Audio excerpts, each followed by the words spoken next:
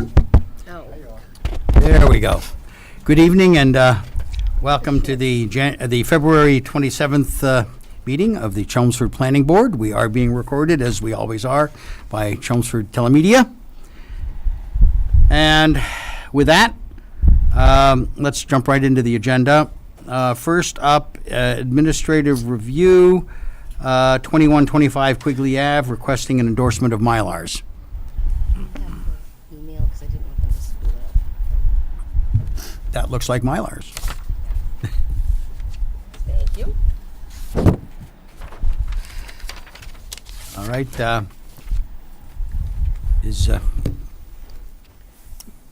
right.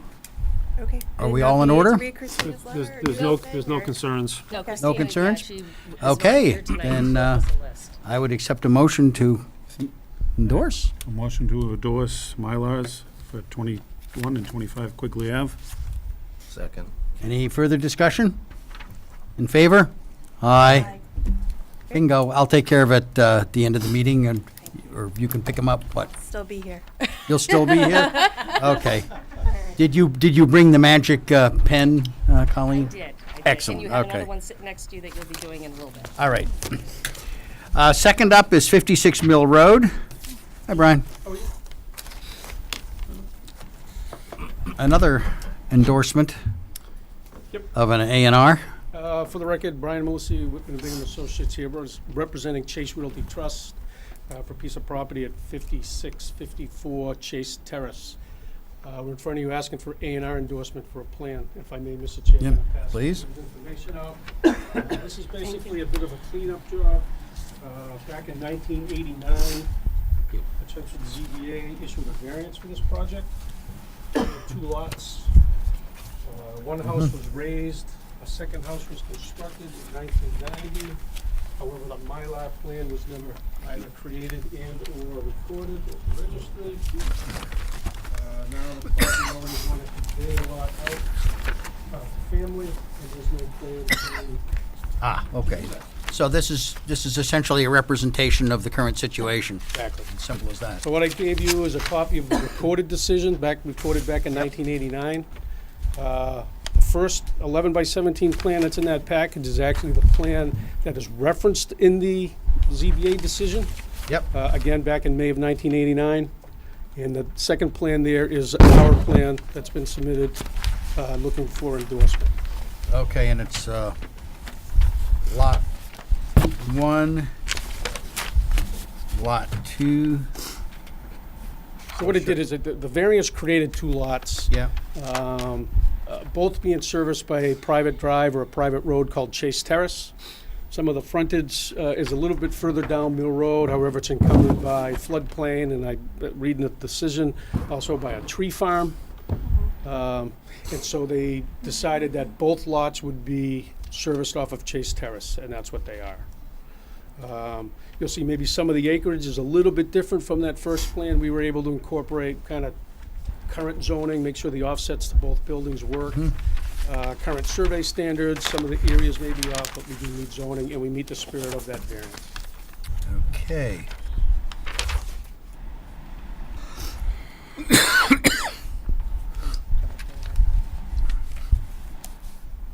So Chase Terrace is the only access, but that's, The only Yeah. Physical access, there is That's- access a that's- little further down Like the that for road, however, it's kind of been unaccessible. that way for 100 years, and It's been there a long time. and that's per variance. Okay. Any comments? Any I'm good. questions? I'm good. Okay. In that case, Evan, do you have any thoughts on it? No concerns over there? All right, I would. I'll give you a motion to accept, endorse the Mylars. No, this is No. A&R, sorry, A&R. with no.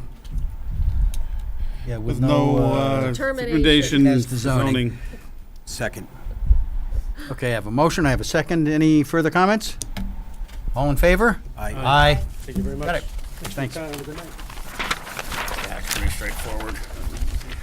Okay, next one up is 177 Boston Road.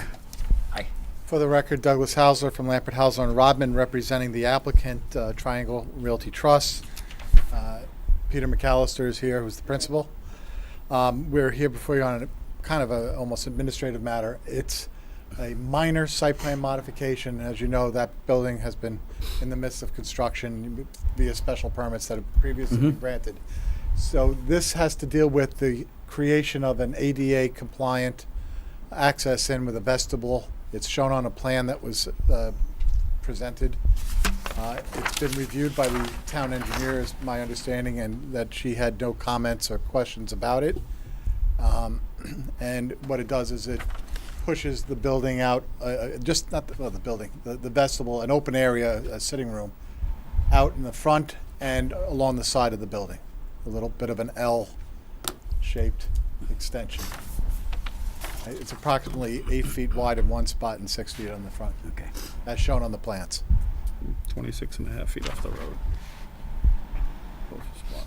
All right. Confused where this is. Can you show us on the plan? They have a better I'm not plan if seeing you They have a better plan. Yeah, Right here. they all have one. Okay, let me just show that. Yeah. Show Sure. me where we're talking about. This red area here is, Oh, over here? hold on, yes, that it? that's it. So right there's here. an intent to add to the building. Yeah, but it's creating an ADA, this is a ramp coming into the building. There'll be a ramp coming in. Gotcha. So this is not structural building, this is just ramp. No, this is gonna be it's gonna be enclosed. The ramp is here, and it comes into an area that they'll be protected, but it's wide enough on a ramp, so that people who are handicapped or disabled can get in. So it's enclosed vestibule, enclosed sitting room. So that reduces the clearance to the side lots. To what? It's written right there, 26 and a 26. half feet, 26 the and a narrow half. spot.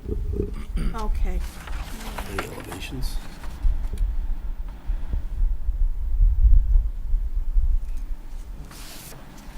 And this was being done in part because trying to make it compliant, and we did have, I think it's Len Olenchuk from the ADA Commission had gone out and met with Peter and reviewed this concept and thought he liked the concept very, very much, which makes it easier for people to gain access to the site.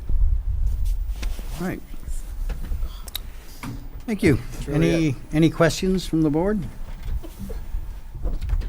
Comments, concerns? I have no questions on it. Would you entertain a motion? Yeah, I would entertain a motion. Entertain a motion to accept the minor modification to the previous approved plan. Second. I have a motion, I have a second. Further discussion? All in favor? Aye. Thank you very much for your time. That went quickly. Okay. Next up, we have a new public hearing. This concerns 152 Turnpike Road. Now, do we have anything to read for that? There's a bunch I of think letters. that we do. Should be all standing up, Tim.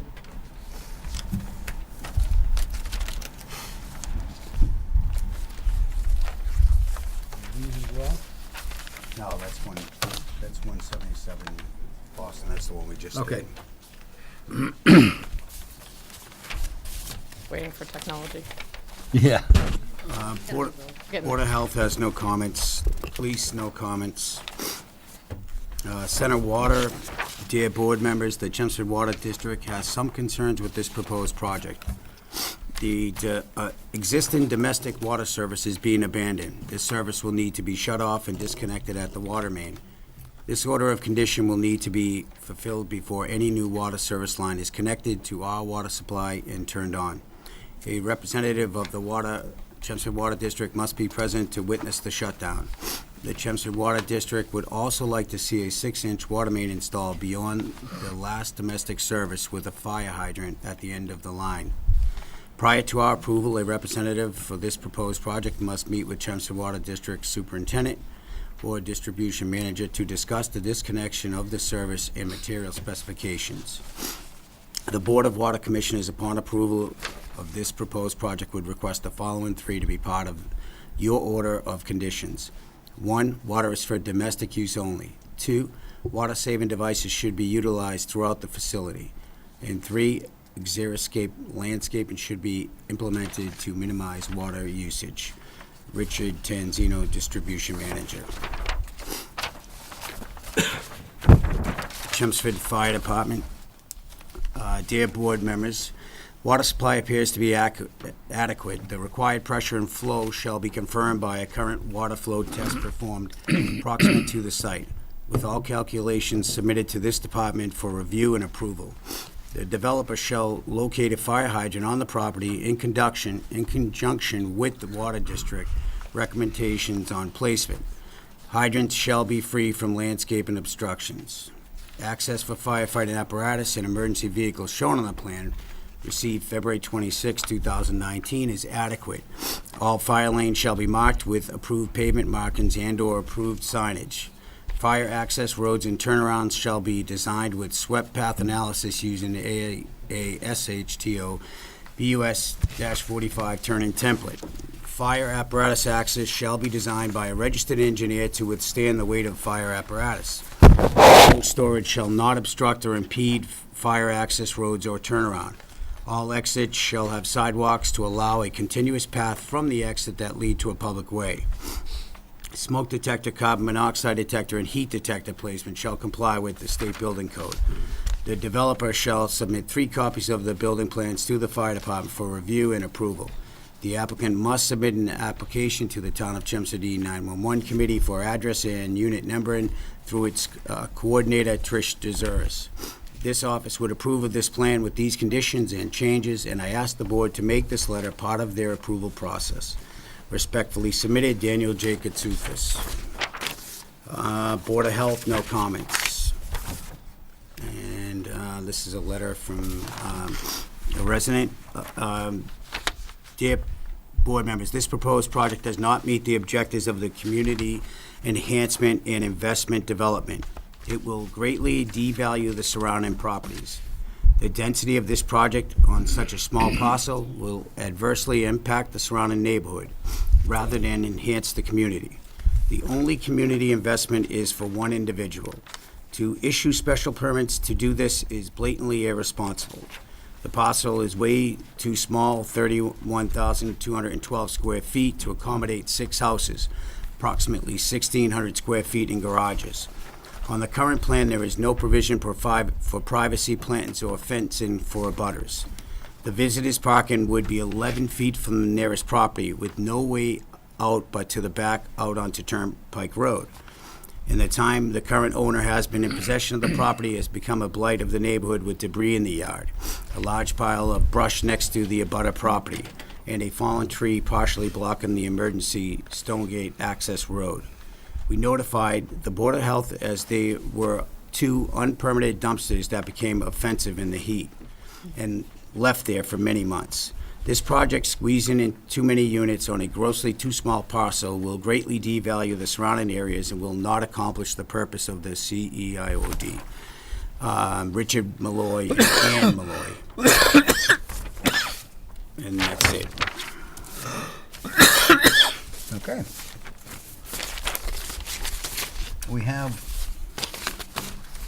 I can pass these along. We have 2 other letters. Those are both from the, Yeah, they're both from one's from Chris Stonegate, Bowman. one from Chris Bowman. Okay, It's an engineering review, and the other letter. right, is from Chris, that's her analysis. Okay. There's another 2 long extras? one Yeah, is in well, the it's just 2 file. of us. It's the long ones in the file? Yeah, if you want to acknowledge it. Yes, we do have, we have a fairly extensive letter from Ecological Engineering Group on behalf of Stonegate, which goes into a fairly considerable discussion of lot size, side yards, and the RM zoning. It's going to take a little while to digest. I'm not going to read it. We have a second letter here that I just saw this afternoon. Again, using the premise that the underlying zoning RM is not applicable to CO8 Bayard.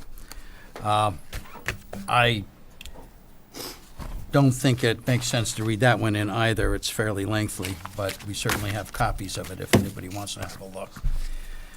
So, with that said, Thank you, Mr. Chair. For the record, I'm Attorney Melissa Robbins from the law firm of Duchesne and Farrell. We're here tonight for special permits in accordance with the BAOD to allow for multifamily housing in a BAOD, which is subject to the special permit requirement of the CEIOD. Want to flip forward one, Colleen?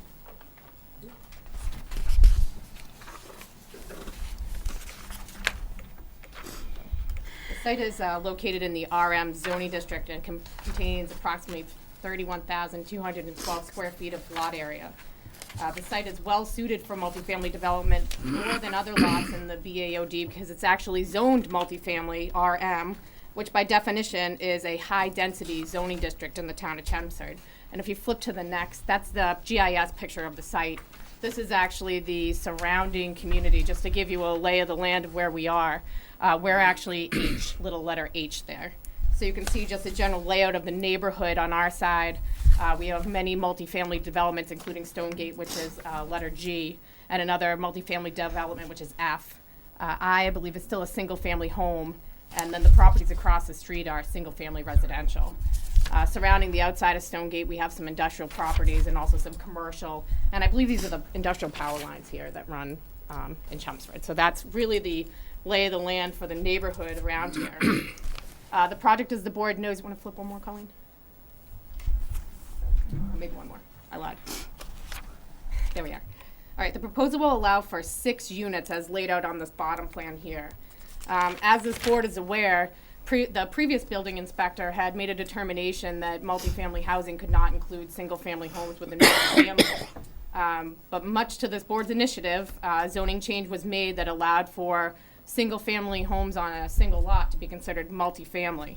The change allowed for us to reconfigure our project and to embrace the underlying density allowed generally in the RM zoning district and leverage that with the regulations in the CEIOD and BAOD to design this small single-family pocket neighborhood.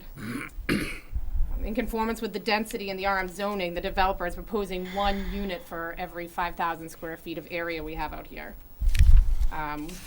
We're not basing it on FAR, although you can see from the zoning chart on the plan we are in conformance with the COA FAR anyway at 0.36. We're not seeking any bonus units.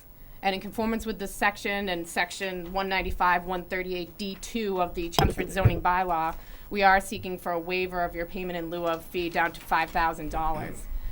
The last time I was before this board, we did have a memo from David Hedison indicating that he was in agreement with the waiver due to affordability issues to make a payment on this project. And the Housing Advisory Board has also had a preliminary discussion without the applicant in attendance, where they've agreed preliminarily with David's assessment and also agreed that the waiver would be founded. I haven't had an opportunity yet to meet with the Housing Advisory Board in person, and I had requested to be on their next meeting, so I will have a follow-up to those comments for the board at the next meeting.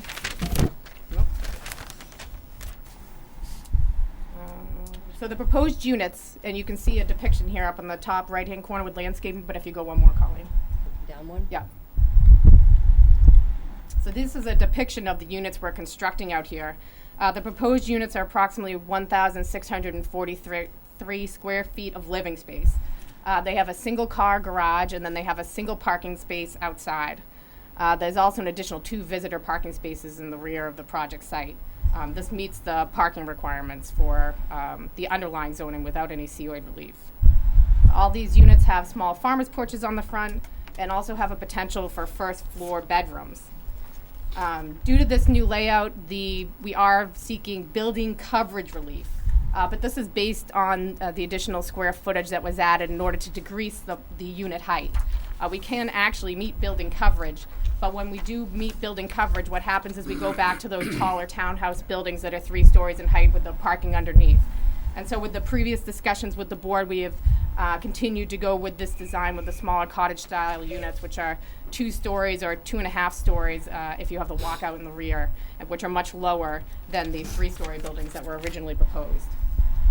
Just to hit on a couple of your standards for the BAOD, I believe the permit can be granted by this board because it's complementary and appropriate to density with the abutting developments and the underlying zoning, which is residential multifamily. It will add to the value of the lot, and increase the tax base, not detract from it. It would also provide for much needed starter homes in the town of Chelmsford. It also, in conformance with your BAOD, fulfills the economic potential of this lot and also promotes the work, play, live lifestyle promoted by your BAOD, as these will be starter homes in close proximity to the amenities that are being built down 129. I know that Mr. Chair had mentioned that we do not have yet a letter from Christina. We have had some preliminary meetings with her. We will have a letter, and obviously Christina wasn't able to attend tonight. So I would like to allow Mr. Hammer to come up and give the board just a brief overview of the site. And we won't get too deep into engineering tonight because Christina's not here and we don't have a review letter. And I know there's a lot of abutters here to speak. So I'd like to turn over to Matt just briefly, and then I can answer any questions the board may have. Please do. Okay. Good evening, members of the board. For the record, my name is Matt Hammer with Lamplex Engineering. Maybe you can go back to the existing conditions plan. I can run you through the entire project from existing to the proposed. So here we have a 31,212 square foot parcel with 180 lineal feet of frontage on Turnpike Road, and the grade extends from the road to the rear. There's an existing drive to either side of the property, one primary drive over here to the east, and there's also another curb cut drive to the west. There's a natural field stone wall out in front of the property, and there's an existing dwelling. The lot's primarily cleared with vegetation, lightly wooded vegetation that's shown on the plan as well. If you could jump forward to the layout, and that's fine, thank you. So what we have is the drive centrally located. This plan essentially hasn't changed from the plan that the board's seen in the past. This plan is incorporating many of the comments and concerns that were that came out of those previous meetings. So we have the drive located essentially in the middle of the property. As you come in, there's an emergency turnaround to the right for an emergency vehicle, of which will the fire department has seen that turnaround. We've provided a sweep path analysis for that turnaround, and that has been submitted to the fire department. And so that turnaround meets the requirements for the town's emergency vehicles. Coming up in the drive, approximately, it comes up into the property at increments of 10% increments as you pass between each unit in order to get to the rear. The 6 individual units, each one is 26 by 41 feet. As Attorney Robbins said, they're 2.5 stories in height. We provided some shade trees, 8 shade trees, which will be birch trees coming in along the entrance drive. And then what we've done is we've created a landscape plan in this landscape and lighting packet that we've submitted to the board as well. And we provided a typical landscaping layout as shown. If you go up to the top a little bit there, right there, where we show some draft fountain grass, roses, hydrangeas, Japanese holly, and rhododendrons that'll be typical in front of each unit. At the end of the drive, we are going to have 2 visitor parking spots at the end of the drive.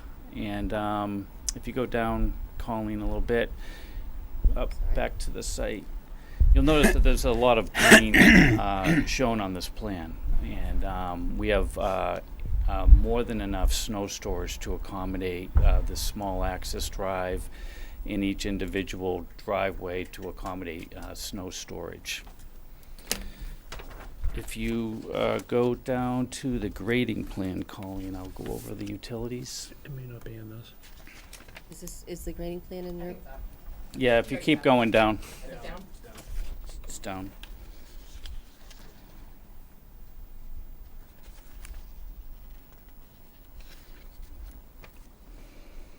fact, when you're going down, you can stop right there. Actually, I'll go through the lighting. So we're gonna have 2 recessed lights underneath the front entranceway to each unit. That's identified as B. Each one of those units would just be recessed lights underneath the entranceway. And then we're gonna have 2 lights on the outside of each garage. That lighting that's proposed will not spill out off of the property to the adjacent properties. They're essentially 15 watts apiece, each one of those lights. So we're confident that that meets the town's bylaw for lighting for residential structures. Continue down more. We have examples of the lighting that's been provided. We provided a separate packet instead of trying to show it on a layout plan, which we typically do. That way you can see the types of lighting that we're proposing. And the packet that we submitted has a full detail of the landscaping that I just discussed and the proposed lighting. So this plan, I know seems a little confusing, but essentially we're going to be providing sewer service. We're going to be providing drainage that'll be accommodated in subsurface drainage structures to either side of the entrance. And then we're going to be providing additional infiltrating drainage for each of the roof runoffs for each unit. I was able to sit down with the town engineer yesterday. I did go over some of Christina's concerns that she had, and we're going to be making modifications to the plan based on conversations I've had with Christina. And those will be incorporated into a revised plan set prior to the next meeting. Good. Yep, thank you. One other thing, Mr. Chair, if I may. Brief. Please do. Yes. Just about the stone wall in the front of the property. At this point, we're proposing to repair the stone wall and leave it along the front of the property. We think it's a pretty amenity, and if we can keep it at this time, we're going to keep it. I only say keep it for this time because hopefully, I know in your master plan, there is a vision for sidewalks in this area. So we've agreed as part of the pedestrian amenities to grant the town an easement in the front of this property in case the sidewalks are ever constructed, that the sidewalk can be constructed along the front of the property. So that would be why the wall would be removed. You read the fire and water comments into record, and we've agreed already to all of their comments, including the water comments. So we have no issues with the same, and we'll incorporate all their comments into our next plan. I know that the board, as well as I, got a flurry of other information, including the engineering report from the abutters and some other comments at the last minute this evening, which I'm not prepared to respond to. And I would like to see what other comments the board has. And also, I can see that there's a lot of people to speak on this tonight, and we already have plan revisions of Christina for the next meeting. So I will sit down and allow the board to ask any questions. And if the board has any questions for me or Mr. Hammer, please let us know. Okay. Thank you. Thank you very much. Let's go around the board and see if we have questions, and then I'll open this up on the public hearing. Any questions? Well, Nancy will probably get to her. I'm curious what you think about landscaping, because all I see on the plan is a couple of trees. I don't see the other stuff actually listed there. The lighting is great. Being in the lighting in the electrical industry, that will stay there. It'll look wonderful, but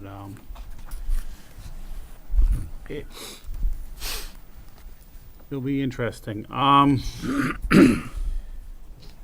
I would like to see more detail on the landscaping. I know that they showed a couple things there, but I didn't see them. I wish we could take and do something about packets with people showing up with letters the last minute. We really try to have time to review them, and I hate to have to take and get them at the last minute and be reading them over up here. We should have a policy that we like to get them the day before at least. Well, I think there's a fair chance we will continue anyway. Oh, yeah, I understand, but So we'll get a chance to read it, but I agree with you very much. That's all my comments. Okay?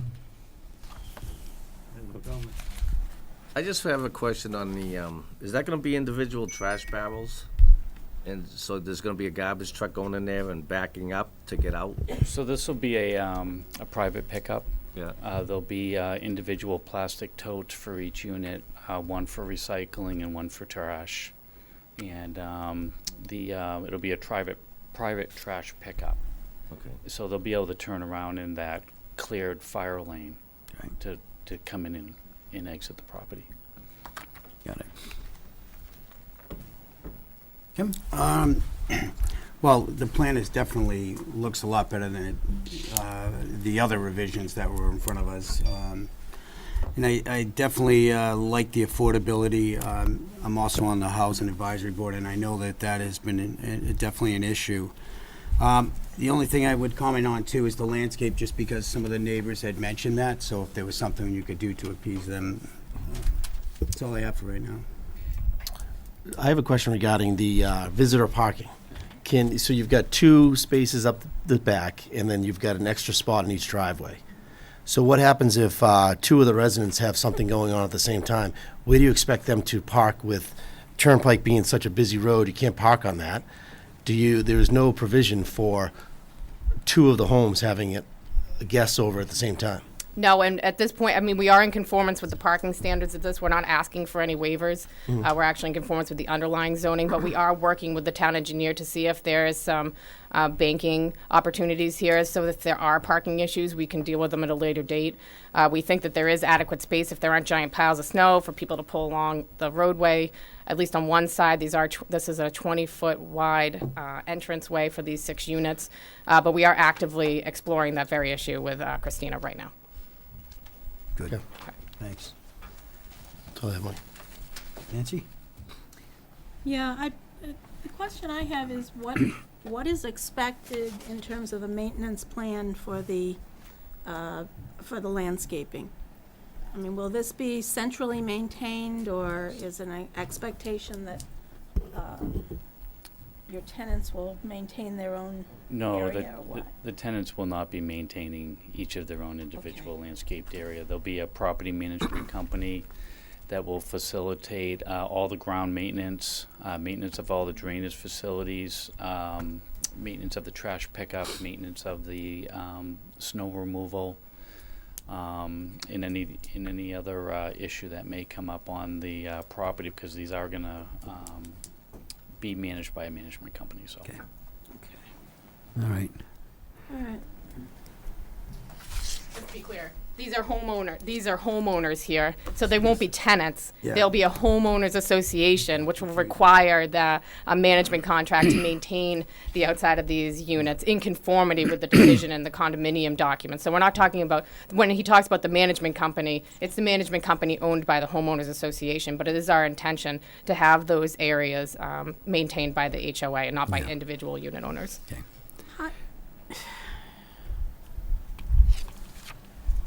If this is an HOA,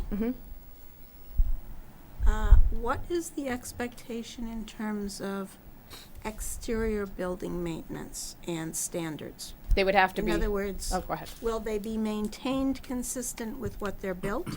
Or do the homeowners have the ability to significantly modify those structures? No, this will be more like a condominium association where the outside of the units are held by the homeowners association, and they have to stay unilateral or go back to the homeowners association for any sort of change. Okay. Yes. That's intention to keep them uniform. Okay.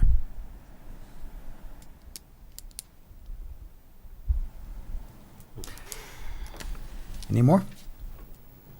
Okay, you have answered in part one of the questions I had, but I'd be interested to take a look, if you have a draft, at the documents for the homeowners association.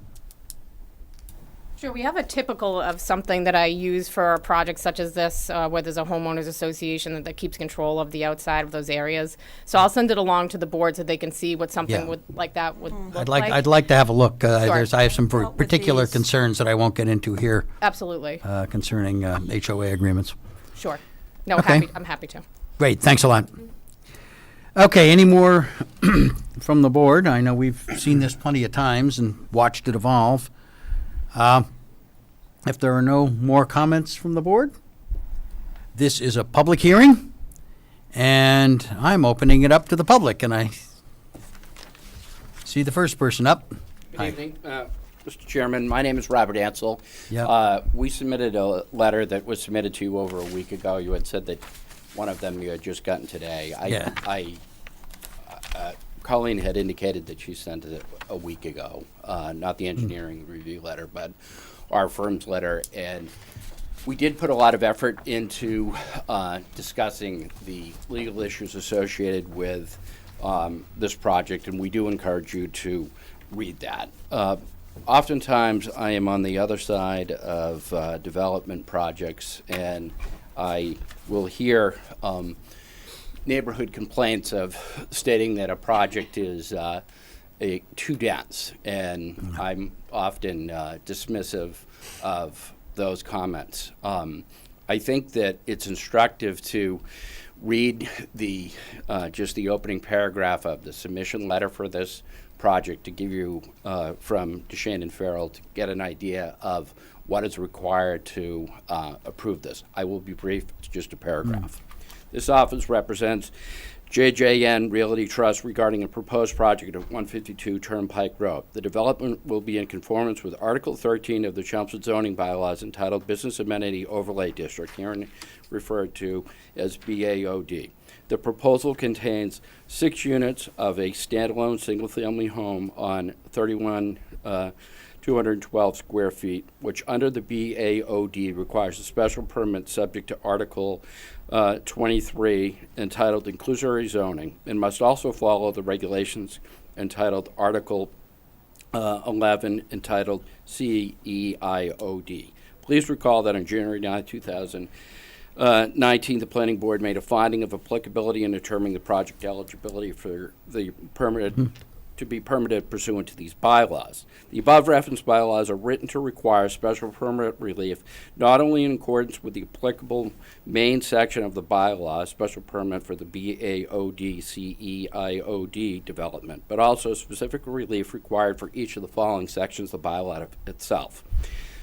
And then it goes on from there. Our position from a legal position, and you'll hear from a number of abutters, is to actually get where you are to allow for the development of 6 houses where if this was a new subdivision in this zoning district without the overlay, the lot itself is not big enough to sustain a single family home. Your underlining RM zoning requires 40,000 square feet, and we don't have that here. So the idea of going from where you wouldn't allow a single-family home to allowing 6 is indicative of how much density that you're being asked to put in. And I'm well aware of the issues of 129 corridor, the desire to develop that, the efforts that the town went through, and I know a number of the people that were involved with that. That whole process was not intended to say, let's take an orphan single-family lot and increase the density by greater than what our underlying zoning in that district allows. It just doesn't seem to make any sense. We have issues such as saying, well, what happens if we have 2 people that come over? We're going to park on the main street? That just doesn't make any sense. There's no room. There's parking available as long as we don't have any snow. There's, a comment that the project is going to be have similar density to our condominium association. That's certainly not true. When originally Stonegate was going through the approval process, their minutes reflect that the original density, which is the same that they're requesting here, was too dense, and that parcel of land was 16 acres as opposed to 0.72. So my position is typically that when I hear density issues, I kind of look the other way, but we certainly have them here. They're real. This district wasn't intended to get to where we are. If you read town council's letter in August, that's also very confusing. You have to go here to here to here to here to there, and then close the circle back to say that the underlying zoning is there. So even to the extent that the underlying zoning is there, we're looking at something that's way too dense. One of the things that through, and I will certainly commend the developer for his efforts in reaching out to us, trying to work with us, and coming up with an amenable solution. They've been willing to meet with us, and we have had discussions. But we start off with a project that is 15 units, we go to 9, and now we're at 6. And I think that the boards can look at that and say that that's progress, that look, that the developer has been willing to work. I think that if the first submission was 6 units, would end up at 4 or 3, and that is something that would be a lot less dense, there would be more room to move around the site, and that's probably where we would have ended. But when we start with 15 and go to 9 and we go to 6, we look at that as progress, but I don't see that. I think that it's more helpful tonight to hear, and I know that we're going to be continued from the abutters that are here. We have my first abutter that's going to come, and then we're not going to have any particular order there after, is Mary Cooney. She has a letter that she would like to read in, and I really would like it if you did take the time to read my letter. Probably better to read it in the morning than at night. Agreed. It is 9 pages long, but to me, it makes sense. Although I go at it from this project and review the project from a number of different ways of saying that it's too dense, I want you to look at your overall zoning scheme to say, yeah, this does make sense, that we are trying to put too much on this parcel of land. So. Rob, I just want, the letter you said they have Yeah. had for a week. It's the engineering letter that came Okay. today. Thank you, Yeah. Colleen. Thanks.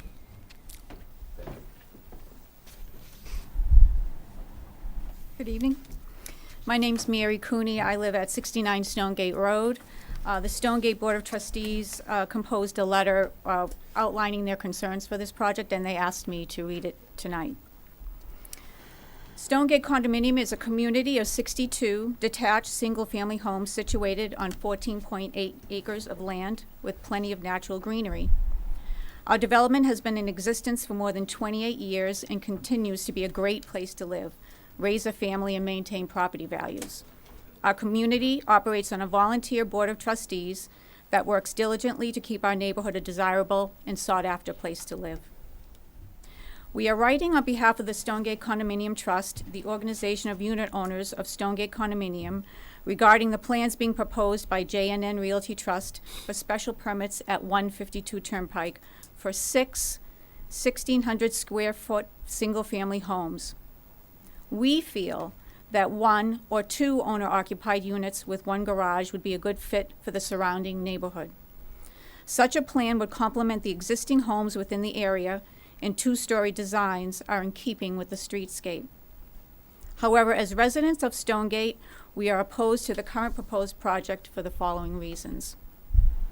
Our primary concern is the density, and this has been the issue from the beginning, is the density. 6 1,600 square foot homes on less than 3/4 of an acre is inappropriate for the lot size, it's inappropriate for the location, and it does not meet the criteria for the underlying zoning. Because of this density, our second concern is the parking, and this was brought up earlier. The parking is inadequate. There's not enough parking to support visitors for 6 homes. And by visitors, we're talking family, friends, delivery people, construction vehicles, landscapers. The solution was to put 2 single spots at the rear of the property. However, by doing that, you're reducing the rear setback by 19 feet, which brings the rear setback to 12 feet to the abutters. How is that being addressed? It appears their parking solution was an afterthought with little concern to how it would affect the abutters. In addition, visitors parking in these 2 spots would be forced to back down the main driveway past the 6 homes and yards of homeowners before exiting onto the street. a serious safety concern. With limited visitor parking, visitors would be forced to park on Turnpike Road. Limited parking creates safety issues because visitors will be forced to park on Turnpike Road, and that's guaranteed. This limits visibility of cars, bikers, and walkers to oncoming traffic. The road is narrow in this area and cannot and should not accommodate on-street parking. Limited parking creates issues in the winter when driveways need to be plowed and snow needs to be removed. Where are the cars going to go? Again, onto Turnpike. Where is the snow going to be put? From what we can see is the snow is going to be put in those 2 rear parking spots. Those 2 spots would be reduced or eliminated. We are familiar with problems with parking in our own development when it snows. We lose width along the street and parking spots, and this happens every winter.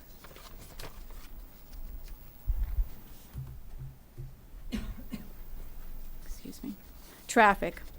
12 to 24 cars coming and going daily from this one small parcel, not to mention visitors, is a great concern, particularly in the winter when snow mounds create visibility issues for cars leaving or entering the development. Noise. Noise from 6 air conditioning units instead of 1. Noise from traffic, cars, people, and pets from 6 homes rather than 1. With little or no tree buffer or retained vegetation, particularly now that we're reducing the setback by those 2 spots in the back, abutters would be exposed to the full impact of noise and traffic from the units in Turnpike Road. With expected increased traffic on Turnpike Road from 104 Turnpike and projected 1,000 cars per day, this will have a negative impact on our quality of life. We did have trash removal issues. You're mentioning that there's going to be private trash pickup, but then again, if you have a trash truck coming into this driveway, they're going to have to back down past the homes onto Turnpike Road. Streetscape incompatibility. 6 homes on less than 3/4 of an acre are incompatible with the neighborhood streetscape. There are no residential properties on Turnpike this small that are that dense. Likewise, homes along Turnpike face the road. This project's homes do not. The project by design looks crowded, out of place, and inappropriately dense to the neighboring homes. Again, there's that word, density. Lack of privacy. The lack of privacy 6 homes versus 1 would afford. Reduced property values. Although we do not object to the design of the building, we actually think it's a nice looking building. We do not agree with the developer that this project would increase our property values. Quite the contrary, having 6 homes squeezed onto less than 3/4 of an acre in your backyard would be a deterrent to potential buyers, particularly given the close proximity of the buildings to the abutters. Property values of direct abutters affect the property values of the entire Stonegate community. The development does not provide a benefit to the town that would outweigh its negative impacts to the neighborhood and current residents. And I want to repeat that. The development does not provide a benefit to the town that would outweigh its negative impacts to the neighborhood and current residents. The Stonegate community and the surrounding homeowners along Turnpike are anxious to have a project that is compatible in character and density to the neighborhood. Single-family homeowner-occupied homes are an acceptable and welcome plan. However, we do not support a misuse of the BAOD, CEIOD to circumvent applicable density limitations to overbuild this undersized lot. The underlying zoning is clear for this property, and it's being ignored. This project clearly does not meet sections D, E, and F under zoning article 24, 195, 143, purpose and intent. Our fear as Chelmsford residents is that there are no protections for residents and homeowners in this area against overbuilding if developers are allowed to manipulate and overlay to create their own density. Who is representing the homeowners? Who is protecting homeowners' rights? A few of the planning board members have said they are familiar with the lot, but being familiar with its location and seeing it up close are different. The Stonegate condominium trustees are asking the planning board to conduct a site visit to view the property and its proximity to abutters and the surrounding neighborhood, and try to envision 6 homes, which are approximately the size of the Stonegate homes. Our homes are 1,700 square feet. 6 of those homes on that lot. This project needs so much relief and assistance from special permits that for this reason, and for all the reasons noted above, and in our attorney's letters, we ask that you deny special permits for this project as it currently proposed. Respectfully, Stonegate Condominium Trust, Board of Trustees. In addition to the letter, we would like to submit a petition opposing the project. It's signed by over 150 Chelmsford residents, neighbors, and abutters who feel this project is wrong, it's too dense, and the BAOD, CEIOD is being wrongfully applied. Okay. Thank you. Please Do I need to submit this? get or- those to Colleen. We'll get them in the record. In the letter too, right? And the letter as well, yeah. If you haven't already got a copy.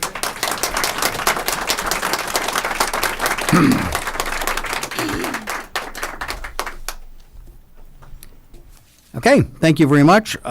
We have a fair line here, so please step up. Let us know what you think. I would ask people to avoid repeating too many times the things that we'll hear. I suspect a number of you have the same things to say, but certainly use your chance at the podium. Chris LaValle, Precinct 4, Town Meeting Rep. Normally, I don't speak out against development projects. In the recent past, since I've become a town meeting rep, I think development of Chelmsford is necessary for sustainability. And most of the projects that have been submitted that I've seen have been fairly reasonable. And I know that the board has taken precautions against overdevelopment and such. However, when I saw this project, red flags went up immediately for all of the reasons that were already mentioned, and I'm sure many more will be mentioned. But I did want to add my voice in opposition of this project as a town meeting rep of this precinct. Thank you. Thanks.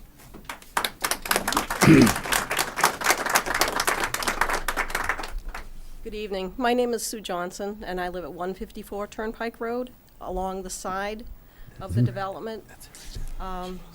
One of my concerns is they're requesting to go from 25-foot setback to a 21-foot setback. And while 4 feet doesn't sound like a lot, they're requesting it on both sides. So they're asking for 8 additional square footage to be able to put in the road that they need. It makes the lot size for the backyards of the houses very, very small. And for 30-odd years that I've lived on Turnpike in that house for 45 years, but Stonegate's been there for 30-something years. And I've, over the years, been tolerant. The abutters tend to expand their backyards, if you will. Normally, when they're raking, I don't mind if leaves are raked and dumped in the woods on my property, because leaves are biodegradable. That doesn't bother me so much.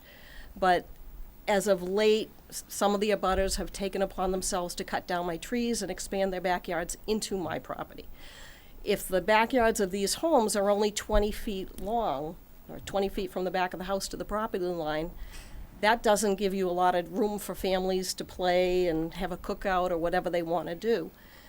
I don't see any provisions made for some sort of a definitive lot line on that, whether they put in a fence or arborvitaes or something along that lot line so that the current or the future residents of these homes, if it does go through, know where their property line ends, so that it doesn't encroach. Just because my property isn't totally developed, it's partially woods, kind of looks like no man's land, and for several years I've been taken advantage of, and I get a little tired of it. So I would like a little more concern given to those property lines, and if those extra 8 feet are not allowed, then I don't see how they could put the road in.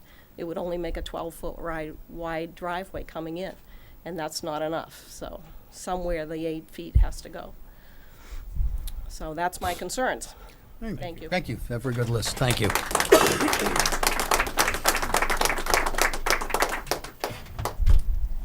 Hi, Anita Tanini, Precinct 4 Town Meeting Rep, as well as I sit on the Finance Committee. As you know, I was a huge proponent of the 129 overlay. However, this is not what I supported. While I appreciate that they're single-family homes, I love the idea and they're not condominiums, and I applaud the developer on that. This is just way too much. Yesterday or over the weekend, I was talking to the superintendent, and we were talking about town and meetings and FinCom and all that stuff. And I mentioned that I was coming here, and he goes, "Oh, what for?" And I, told him about this project, and he's like, "Ooh, that's the Center School District. We're tight there." I just drove by this morning on Riverneck Road. We have a bunch of new condos. I saw 4 kids get on the bus, because I just happened to be the whole Riverneck Road behind this bus. That's a lot, and these are single-family homes, ideally 4 families. We've got to look at that. We cannot discriminate against children. Huh? We cannot. I understand it, but you got to cannot- understand there's only so much I more understand. room I before we have understand. to add on. He's absolutely correct. Right? And I just happened to be talking to the superintendent. He happened to mention Center is full, so there's a tipping point. I agree. And then secondly, I don't know if any of you live in a 1,600 square foot home because this is roughly 5,500 square feet space. I have a second home. It is 1,600 square feet on 8,000 square feet. And it's in a neighborhood with the lots are about between 10 and 12. That is very close. Our neighbors, we get along great because it's a summer home and we're at the beach, but we are on each other's decks. We are close. And it's one thing when it's, your second home and you're only there and everybody's happy, but it's another thing when in this neighborhood. And then finally, I just think these while they're cute and adorable, I think this will unfortunately may lower the value of their neighbors. And I don't think that's fair to them. 2 houses on a lot is sufficient. But these 6, I don't think it's fair to the neighbors. Thank you. Thanks.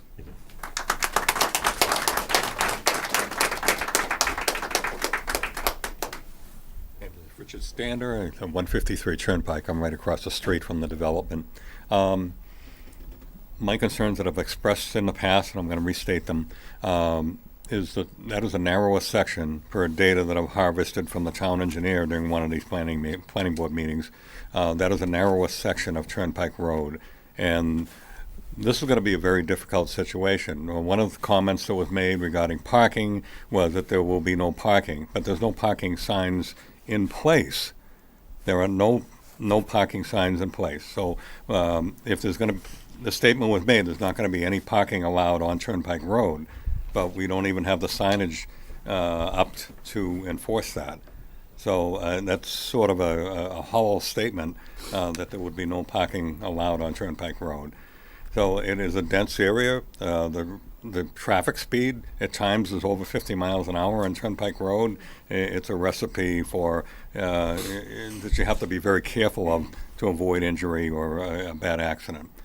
I've had a lot of experience plowing snow as a younger man, and I'm looking at the layout of the lot, and I don't believe that there is really adequate room to be able to move any snow. If they plow the driveways, et cetera, I don't know where you're going to put it, other than on other people's property or piling it up on the end, which is going to obstruct people's vision if they're backing out into the street from their own driveways. So it is going to create, I feel, a hazard. And I just do feel very strongly that it's not a good fit. Again, the positioning of the homes, not facing the street, but turned sideways. Secondly, it's just so dense. It does not blend in with the neighborhood, in my opinion. So I do object to this very strongly. I don't feel that this is going to be any benefit regarding the home value of homes in the area. I think it will have a negative impact on the existing homeowners in the area, and that's a financial hit on us. And I would encourage the board to not just look at maybe the hard rules, but just envision for a minute that this is across the street from your home, your residence. And is it going to be welcome or not welcome? Do you feel that that type of density is acceptable being, cut and pasted anywhere in the town? I don't feel that is appropriate. I think it is too dense, far too dense, and I think that we need to sort of scale back. 4 homes instead of 6 would open up some space for snow removal, contractor visits, things of that nature. Right now, that's so tight. I don't know how a contractor would be able to bring equipment in there without parking on the street. That comes right around saying, well, there's not going to be any parking allowed. But that's going to have to be the case because there's not adequate room for a contractor to come and visit the property. I think there's a lot of logistics here that we're sort of playing games with. We're really, instead of taking a good, hard, honest look at this situation, and I've done that a lot, and I do feel that this density is going to create a lot of hardship for the neighborhood. Thank you.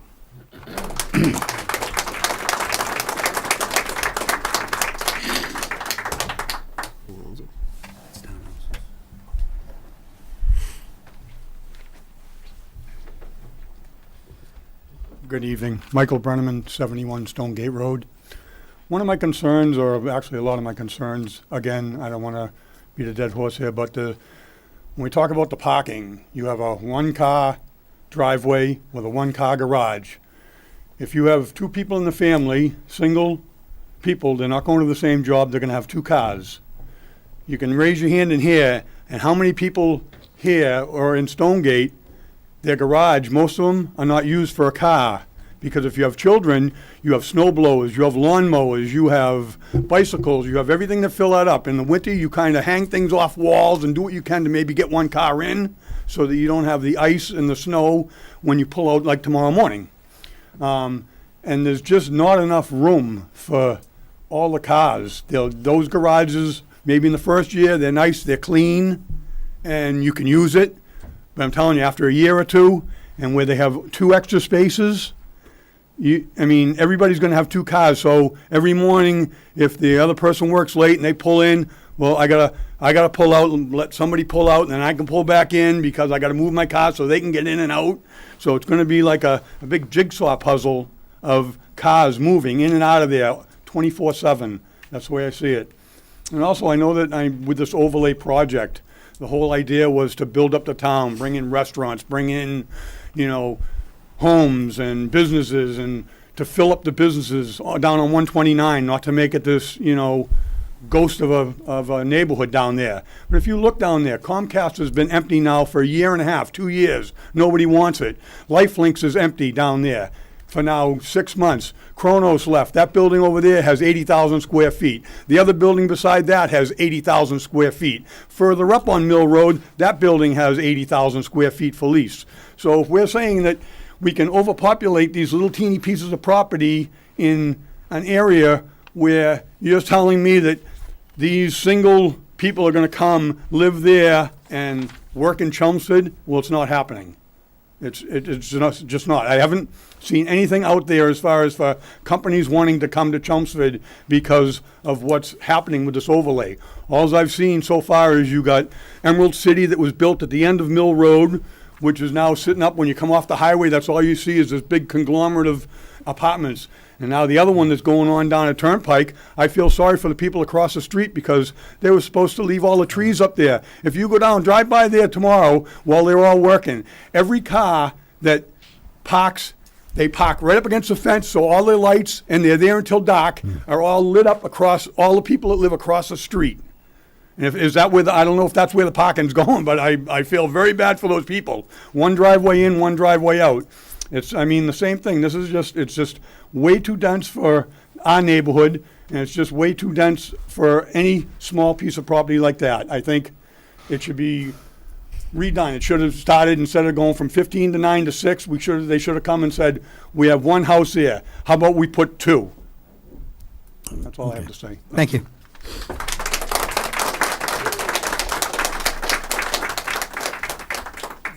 Hi, Sue Dandera, Precinct 9, Town Meeting Rep. I thought it was important to hear from somebody that's not in a butter, doesn't live across the street, is not a neighbor. I think it's important for the board to hear that across Chelmsford, we're asking the board to help preserve the character of our neighborhoods. And, you know, there's a lot of good information, a lot of good presenters that are talking about setbacks and parking and safety and noise, and we can sharpen our pencils and we can move things a foot here and there, but I think the bottom line is this is not within the character of the neighborhood, and I think that's really important. You know, the board does great work. There's a lot of efforts to get affordable housing right into Chelmsford, which is important, so all demographics can live here together, but if we just keep packing more and more numbers into Chelmsford, that's creating a problem. So I just wanted to say that in terms of character of the neighborhood, I don't think this is the right fit. Thanks. Okay.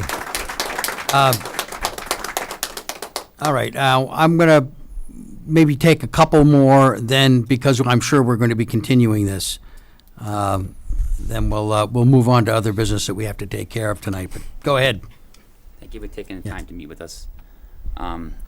Chelmsford has zoning bylaws. I'm Michael Cooney, 69 Stonegate Road. I'm on the Stonegate board for 15 years. I love my neighborhood. I love the diversity. It's a great fit for the town of Chelmsford. Unfortunately, this project is not a mini Stonegate, which was referred to. It's double the density, 85% smaller. It's an oversized driveway with little chutes going off. But Chelmsford has zoning bylaws for a reason, and this planning board here should be enforcing them. Density is not flexible. It's a law. There's charts. The 8,000 square feet is a minimum for multifamily housing, and it's not being addressed. I know density is an issue, but it's not being addressed. On their plans, it's not addressed. They don't put the little asterisk that's 80,000 square feet. They put down 40,000. They have its chart that said COID density in the borderlines. It doesn't exist, but it's on their plans. Density is a law. It should be held up. It's your job to enforce the density laws. Looking at the properties on Turnpike Road, the only comparable property to this home size, the lot of the size, is the duplexes on Turnpike and Mill. They look fine. Their lot sizes are 27,000 feet, 27,000 feet for the smallest one, 8,000 feet for the largest one. This property, according to that, is on the smaller side. Smaller side. So put up a duplex. We've extended our hand to them from the beginning to work within our density, and it was denied. They've come back with the numbers 15, 9, and 6. The number should be 1. One house is allowed there under the current zoning. Underlying zoning is 1. Start at 1 and work up. Don't start at 15 and, 15, 6 is way better than 15. Yeah, it sounds a better number. The number should be 1. 1 is what can go there. And 1 is what you should start with. And we were willing to work with them within our own density, which we shouldn't have to. But we know, we live Stonegate. We're a community that lives together. We want neighbors that we can live together too. Thank you. Thank you.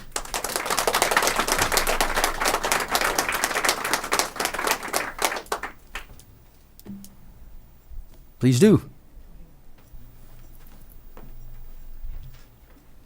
Hi, I'm Deborah Solomon, and I'm a resident of Stonegate as well. I'm in the back, though, so I would not be a direct abutter. I have benefited multiple times from multifamily housing, so I really do appreciate that. But we had to leave North Chelmsford because my husband worked in Cambridge, and he was spending nearly half of his commute just trying to get through Chelmsford, just trying to get 3A and 4 to Drum Hill, and then that was like half of his commute due to traffic. So my main point, while I think density is the main issue, we moved to South, and now we have the Mill Road development, we have gigantic development on Turnpike. Traffic is crawling going toward 129, and now I'm expecting that we're going to be crawling again, and now we're going to add something more. it's sort of driving us away from Chelmsford. And I know other families are feeling this way as well, that it's becoming difficult to just get out and get to work because of these strings of development. Thank you. Thank you.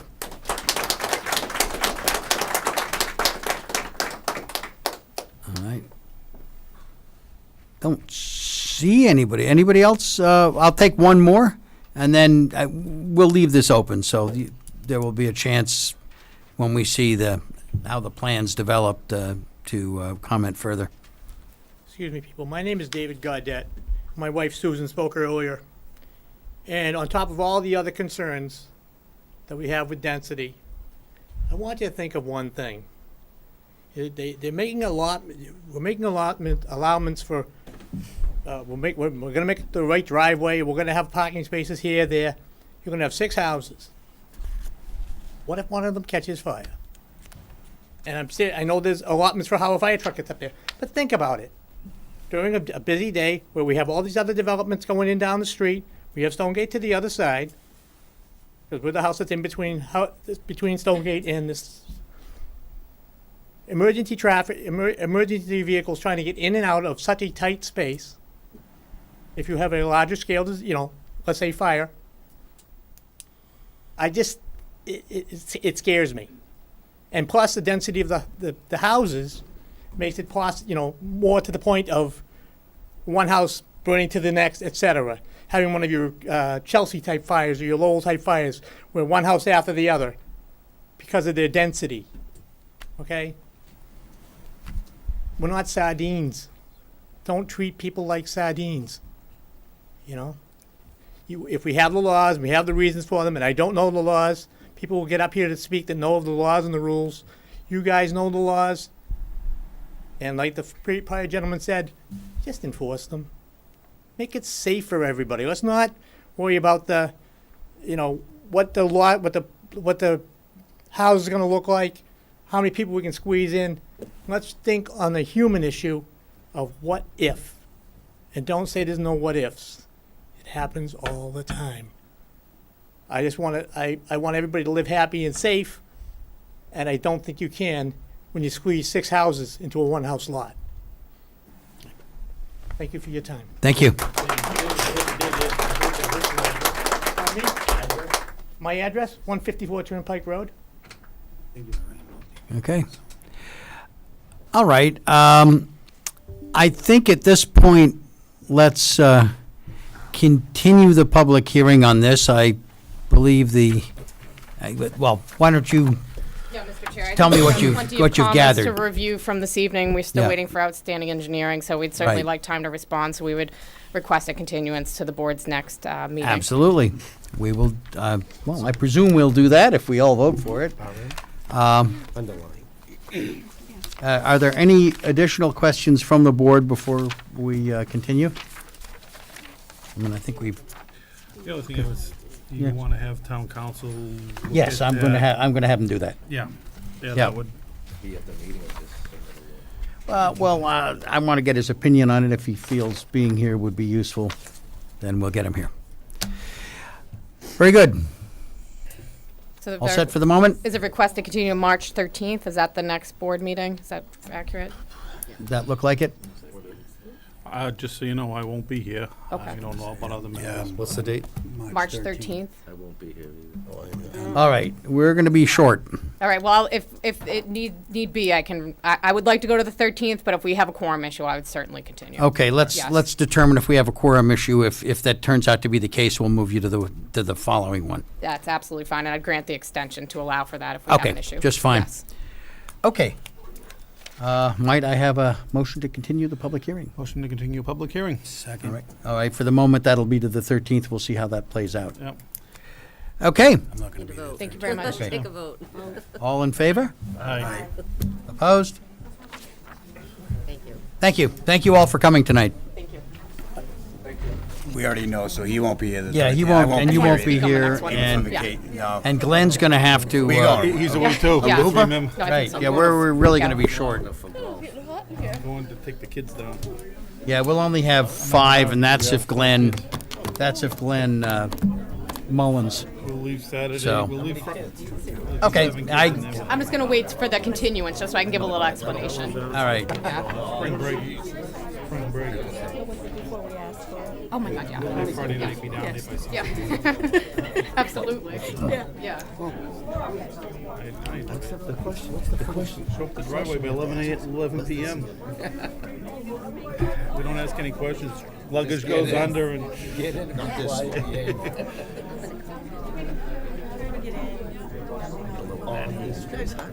Yeah. It's set at 71. We taking a break? Yeah, let's take a couple of minute break here. Okay. I'm gonna get a water. Yeah.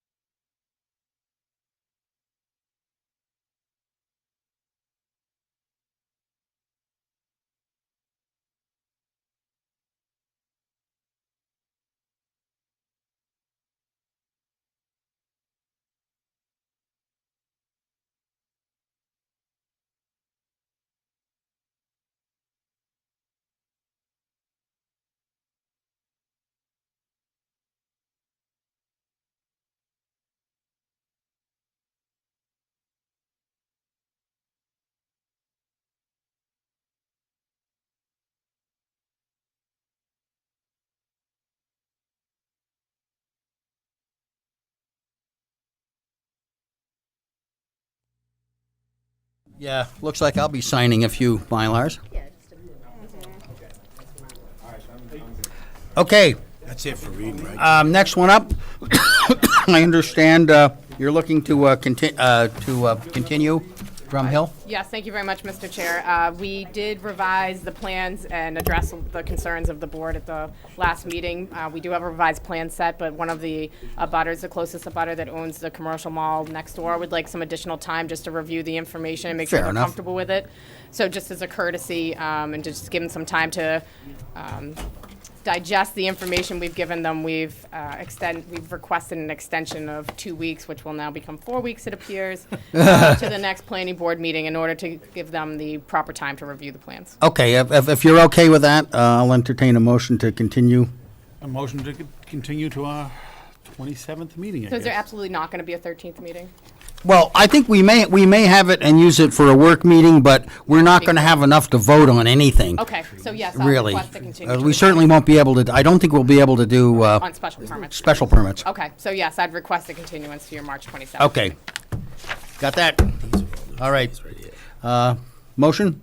I already gave a motion. I'm waiting for a Second? second. All in favor? Aye. Opposed? Nobody. Okay. And next, Princeton Street.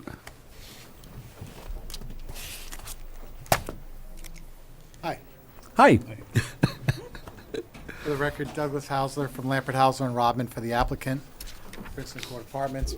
Kate Ning is here, the principal, and Katie Enright is here to discuss any of the comments that we've had with the drafts that were prepared by Evan.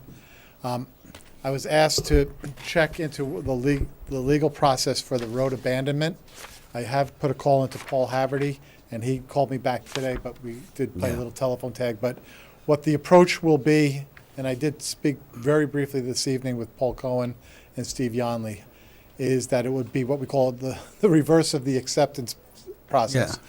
So there'll be a special warrant article drafted, which I probably will do in the next day or two, Okay. that will ask for the abandonment of that portion of Newfield Street from the corner of Gay and Newfield back through the project and Gotcha. the development. And that will accomplish the goal that Mr. Tossi and Mr. Vines would like to do. So as I just said to Mr. Tossi, it's either all three of us get what we want or none of us gets what we want. So it's the Three Musketeers. Okay, good. But we think that, and Mr. Cohen said it makes sense. We have to go before the Board of Selectmen.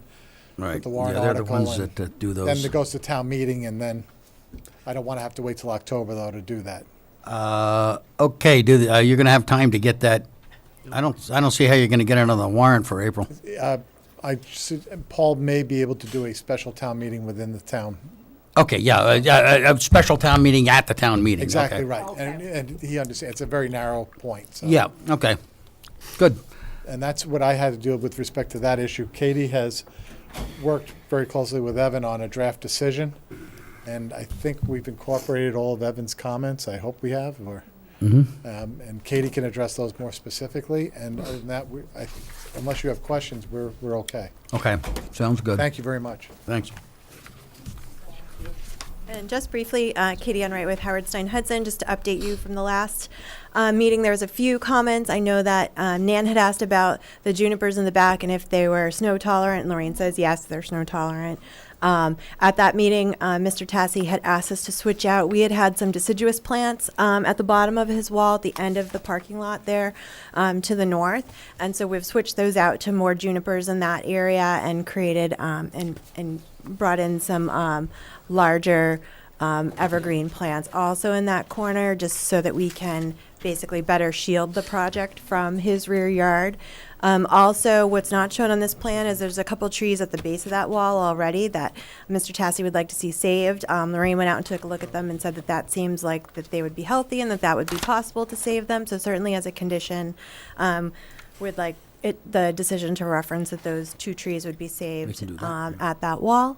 We've also provided revisions to the planning board and to engineering, and I believe you have an updated comment from Christina today. We met with her to satisfy all of the engineering concerns for the project, as far as the drainage, especially the drainage, and some further details in and around the site. And we also have addressed all of the different department comments, except for the dumpster comments, which we spoke about at the last meeting. We haven't added additional dumpsters, but certainly we would like to see in the decision a reference to at least 2 times per week for pickup, if that makes you feel more comfortable, certainly with the 2 dumpsters, the dumpster and recycling bin that we're showing there today. We've connected the water line through, looped the water line through per Bruce Harper at North Chelmsford Water.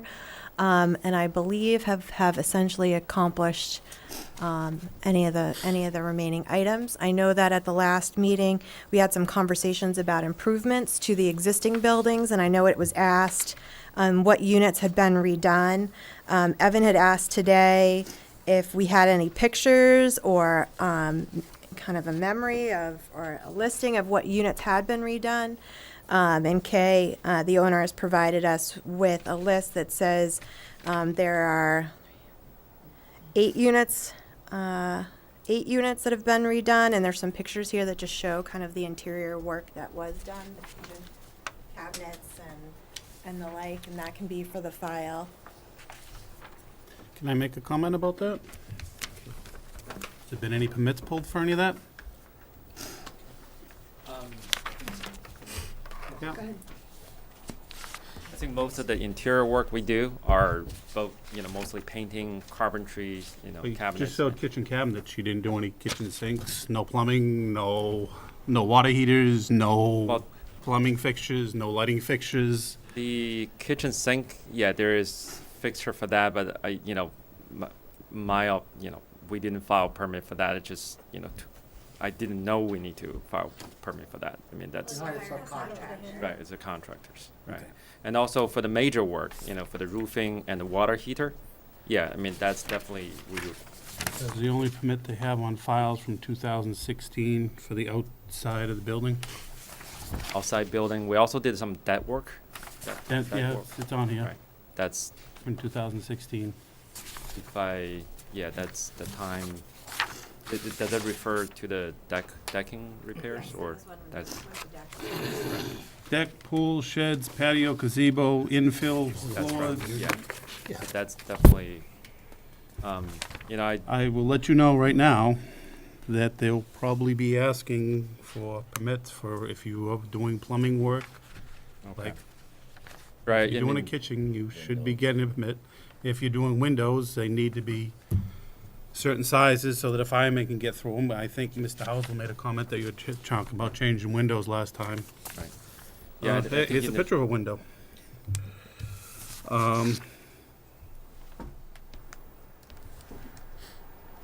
Yeah, there's a new toilet. I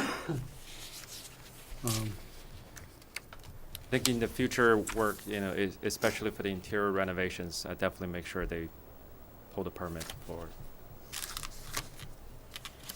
Because there's more than you think when you do these things. You run into the inspectors having issues, and I know we're trying to make the property look better, and I'm just trying to make sure that we're doing what we're supposed to be doing. Absolutely, yeah. I'll make sure that that will happen. Because Let me suggest that you please put it in the decision that any work that's done going forward will have to require the inspectional services of the town. it's already law.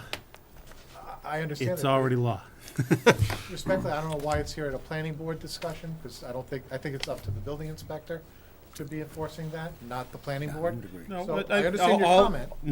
My comment is that, we've been told that properties are being fixed up, Yes. and I made the comment, said, how many permits have been pulled? And, there's certain things that have to be done. I mean, I agree and with the you, and problem, the problem is when there's an issue in a multifamily place and people lose everything they have, the lawsuits fly. Right. As a lawyer shall well know. And I also think that it would have been just as equally appropriate to contact the owner, not at a planning board open meeting, All right. and All right. suggest these points, the little quid pro quo here, to be fair. Right. And say, by the way, are you aware ABC has not been followed? Yeah. And call the building inspector and let them coordinate and get that done. Yeah. it wasn't intentional, and let's get that done and remedied so it doesn't happen again. I think your points are well taken, Henry. All right. But I think there's another way to have done it All by right. him as All well. right. Okay.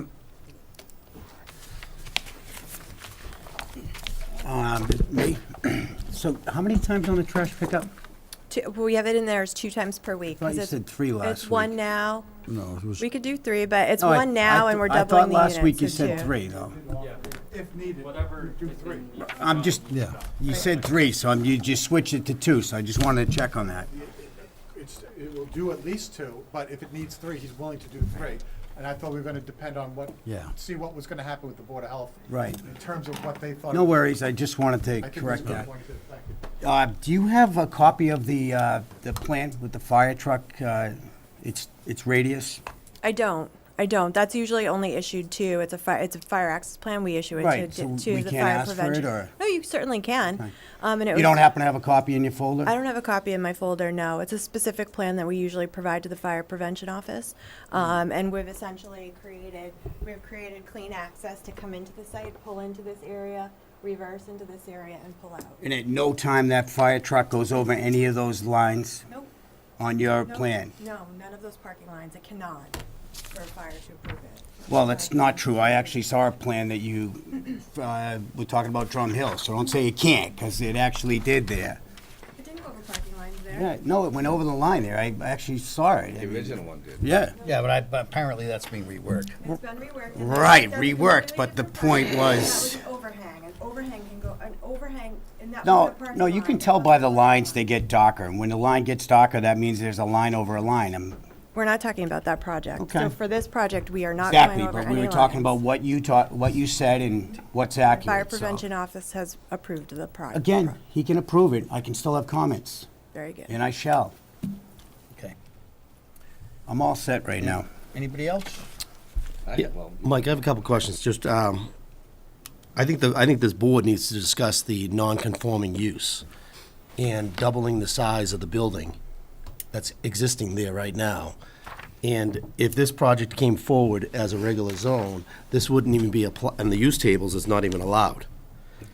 So I know it's non-conforming, and I think it's just because it's there doesn't mean we should approve it, and that we're doubling the size of this property, of the units on the non-conforming lot. And I think, we talk about it's a very tight lot. I walked the site. Mm-hmm.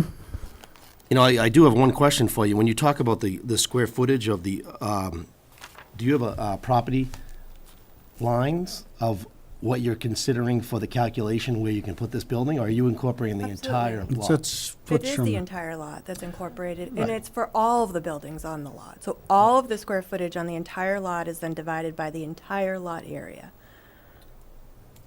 So what's the calculation for this 18 units? There is no such thing, because it's the entire floor area on the lot. And it's non-conforming. So when we talk about non-conforming uses in our bylaws here, it talks about extending of existing structures. Mhm. It doesn't really talk about adding a total doubling the size of the capacity. I think On the the- on u- the I think lot. the use is broader than just a single structure. But I think we need to look at that, and I think we need to look at the number of special permits that they're asking. We're not even discussing those here tonight. We haven't discussed it last meeting. And I think we should walk through the different permits that they're asking for. Oh, we will. We will have to address each one of them individually. And this is a very, very, very tight site. Yeah, it is tight. And There's to no put a question. structure of this size on this site, you should walk it. Mhm. That's all I have. Okay. Anybody else? Yeah. Yeah. I was wondering the same thing as Mike. I mean, I'm looking at the zoning and it says RC and CD, you can't have multifamily on ours, on the zoning. Then I look at the non-conforming and Yeah. it's really vague on Yeah. what can go in it. So I'm interpreting and I'm all still navigating through the planning board. So someone can help me out. If the two old buildings, those are non-conforming buildings because it should be two-family homes on that, and they changed that to non-conforming with those two buildings? 'Cause The they're first bigger two than buildings were families. approved via use variance. Right. So, I mean, Yeah. originally it should be just two families, and then they did a variance for the two apartment buildings. That made it non-conforming, right? It was, allows it to be. Yeah. Right, that's what I'm Essentially saying. brings it into I don't know what the conformance. zoning was back in the early 60s. Let's assume it was two-family like it is now. Yeah, They approved the use variance. yeah. That takes care Then of that. sometime after the use variance was approved, the zoning bylaw was amended to prohibit use variances being granted. As soon as that happened, this use became pre-existing non-conforming. So then in our zoning bylaw, we have 195-8, we have special zoning requirements or provisions for pre-existing non-conforming uses. Right. And so in Chelmsford, because much of the town is either a pre-existing non-conforming structure or a use, over the years, the town has figured out that you have to provide, you can't treat those uses the way you would ordinarily treat conforming zoning, because they've been created in a special circumstance, in this case, a use variance. Yeah. Existing structures though, right? And uses. Uses, this is for use. So 195-8 distinguishes between structures and uses. So in the zoning bylaw, you want to be looking at 195-8B, non-conforming uses. And what it says is, the planning board upon special permit to change a non-conforming use only if it determines that such change or extension shall not be substantially more detrimental than the existing non-conforming use to the neighborhood. So that's very open-ended as far as the board making a determination, what factors it's using. The board hasn't seen a lot of these over the years. The zoning board normally sees these related to a single family or a two-family. I think you have a variety of criteria to weigh as part of your deliberations. And then in this case, they've itemized a number of special permits that would be required to accommodate what they're proposing. At the end of the day, it's a balancing act, assuming that you're trying to accommodate the same goals that the applicant's proposing, modernize the entire site in an economical way. Yep. And to add to that, if I may, what we're trying to do is, and what we did first, before we came to this board, was we spent about 6 months to 8 months speaking with the neighborhood to satisfy exactly that issue that you're pointing out now, which was, what were their concerns? Because we want to make it satisfactory that it's not more detrimental to the neighborhood. And we have, I believe at this point in time, there hasn't been a single word by an abutter to against this. In fact, we've had nothing but support. Right, because they want the existing structures to be brought up to the aesthetics of the They neighborhood. want what we're presenting, they're happy with. Yeah. So it's not just. But they're not aware that it's non-conforming. Oh, they absolutely are. Not some of the neighbors that I spoke with. They may not know the technical terminology. The non-conforming I know that. is not, it's a starting point. Right. But that in and of itself doesn't mean that it cannot or shall not be expanded. If our zoning bylaw didn't want to have that provision, it's a local option. Yeah. So our zoning bylaw allows more kind of opportunity than other towns allow. It's the job of the planning board to then work with the neighborhood and the developer to make sure that it's not substantially more detrimental than what's currently there. And like I said, there's a variety of factors there. It's a balancing act. So there's more green space, there's more environmental protection on this, there's a park, there's some abutter cleanups, but there's more density. I mean, there's another building there. Exactly. At the end of the day, you gotta your goal is to figure out how to balance all those interests. Well, I think the issue I have, and no disrespect, but I feel that the two buildings that need repair are being held hostage, that we need this project to build it up. And my thought process is, that property, if it was mine, I'd try to improve it in perpetuity with plants and greenage before even building this new one. So I kind of don't like the fact that, let us build this house, this apartment complex, and we'll fix the other two. It just doesn't seem, and the other thing I'm afraid of is it's going to open a can of worms for other, properties kind of like this that they're going to try to.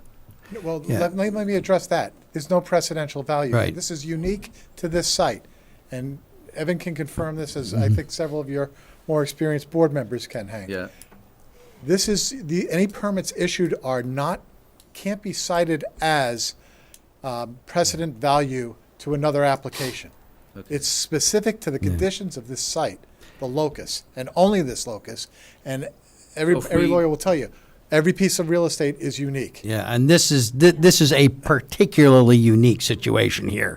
There's nothing else like it in town quite, and I think he's absolutely correct. Okay, I'm just like I Yeah. said, navigating through it. Yeah, I know, it Taking takes some I doing. think you're not the only one. We navigated through the process. No, respectfully, we really did. And I'm a little, I gotta be honest, I'm a little taken aback right now because I really thought we were past that.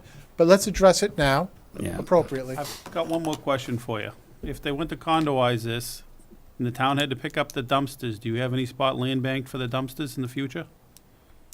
I can certainly do that, yeah. Yeah, Well, I mean, we've run into that problem a couple times in different developments. People come in, they condoize it, and then they want the town to pick it up. And in worst case scenario, the town would be going in there 3 times a week, and they don't like doing that. That's a good point. So Land let's add banking that a in. little bit of space is a good idea. So let's add a condition Okay. to, if you grant, Yeah. that if the property was to be converted to condominiums, it would have to come back before the planning board to be allowed to convert Yeah, precisely for that issue. yeah, I think And- makes sense. And where's the snow storage?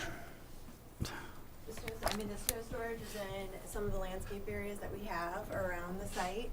They're limited, and basically, they're limited now, honestly. So there's gonna be Oh, I some mean, there's a small huge areas parking around lot the there site. now, but, you Yep, know. there's gonna be, I mean, the parking lot is essentially the same size. There's a little bit of extra space here. So there will be some area around the parking lot here to provide snow storage, and the rest will have to be removed from site. And you've got it in the thing that snows will have to be moved from site? Okay, it'll be in the decision. Yeah, it's in the decision. Or I think it's intended to be in the decision. It was expected to be in the decision. Yeah. Okay. All right. Let's see. I think technically, if I am correct, we are still in the, are we still in the status of continued public hearing? Okay. Here's what I'm going to suggest. I'm going to open it up to anybody that does want to speak in addition. Then I would suggest that we close the public hearing and deliberate. And I think we can probably, I would like to be able to get through this one tonight. So with this being a public hearing, is there anybody from the public who would like to speak?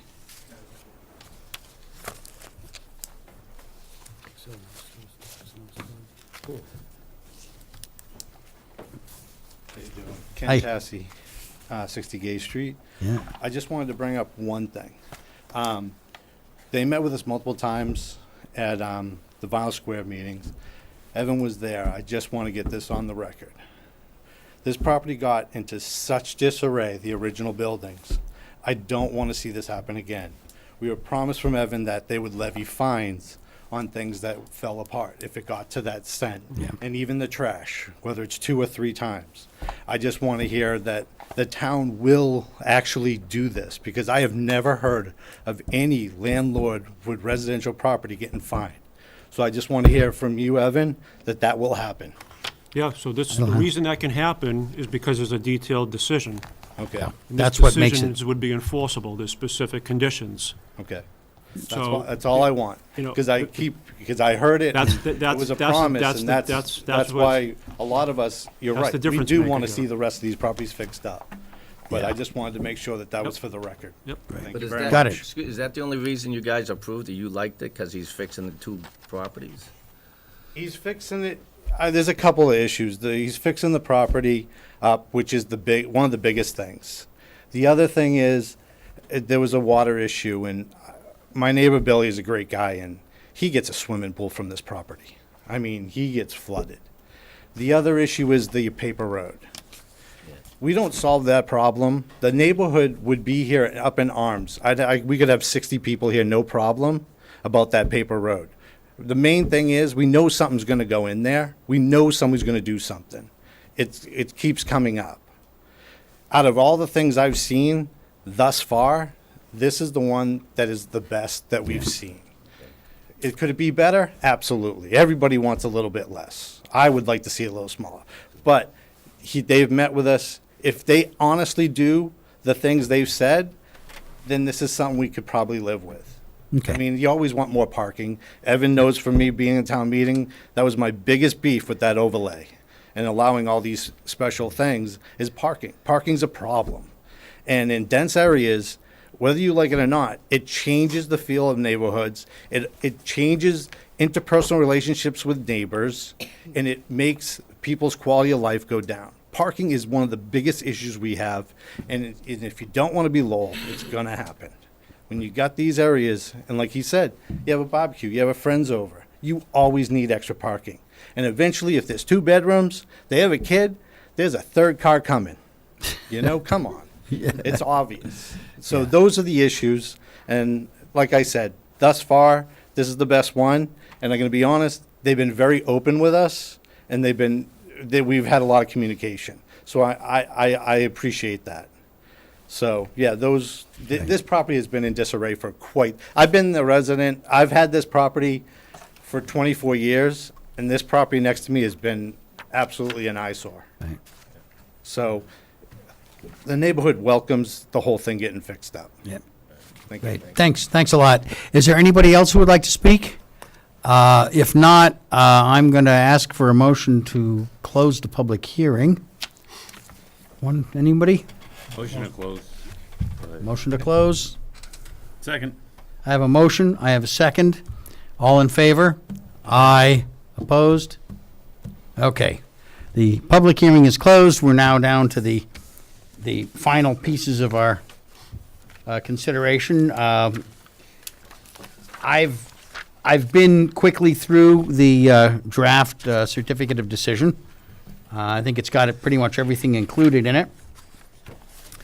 I think we do need to add that the idea of land banking a little bit in I got- case, I yeah, got, we're doing something. 2 new conditions. Yeah. Number 10, condo conversion requires planning board approval. That fair enough? Yeah. We don't need to specify We don't need to that it's for specify trash why, removal yeah. or what have you. Excess snow storage shall be removed from site. Beautiful. Okay. And then revising number 7 to say the applicant commits to contacting the fire prevention office and building department upon tenants vacating to review and inspect. Got it. Okay, that sounds pretty good. Now, we have, this has got, I think, 5 or 6 separate pieces that we have to act on, if I'm correct. So.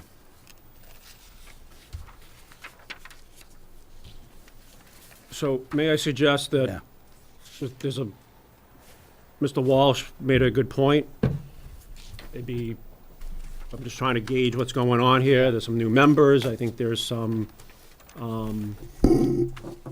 reluctance or some uncertainty.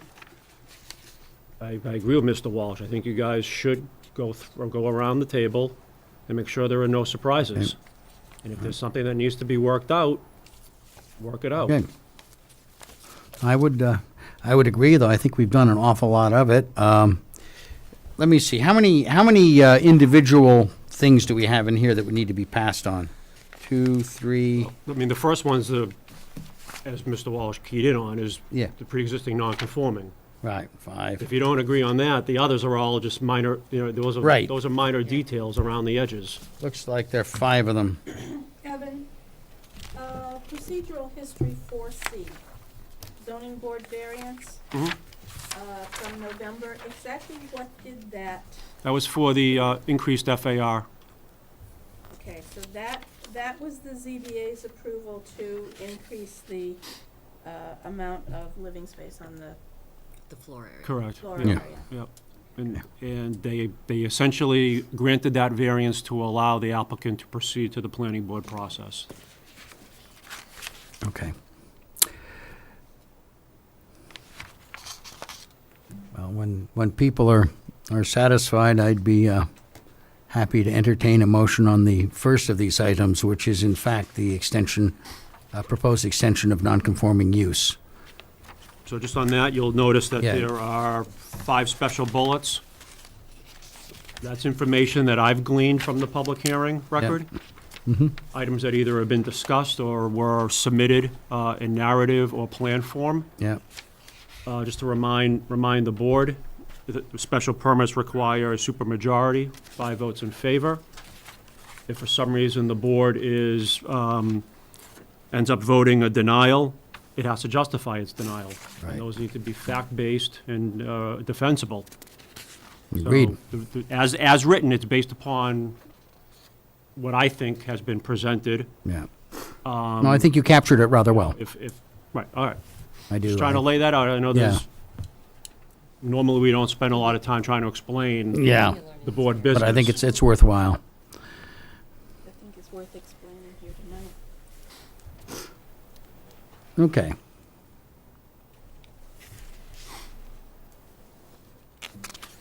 Still looking for a motion? Well, I want to make sure everybody's comfortable having. Do we need a read through- discussion of it first? We can discuss these things as we cover the individual motions. If there's a general point that needs discussion. Why don't you do a straw didn't know poll and whether figure anybody out, why don't you do a straw All poll, right. see how people feel about it, and then Okay, maybe, well, why don't- maybe it might need a little more discussion and clearer face of Okay, it. let's do that. All right, how many are inclined to approve? Or, yeah. I will I'm say this. Speaking generally, this is a straw poll. This is straw poll. This is straw poll, this is not. I have, a couple reservations I have. I'm really glad they got along good with the neighbors and they worked it out. If there was 2 Yeah. or 3 neighbors here speaking against it, this thing wouldn't go anywhere. Right. I would agree with you. That's the one thing, right? I think, I think we probably could have done some discussing on the amount of units, but it is what it is. Yeah.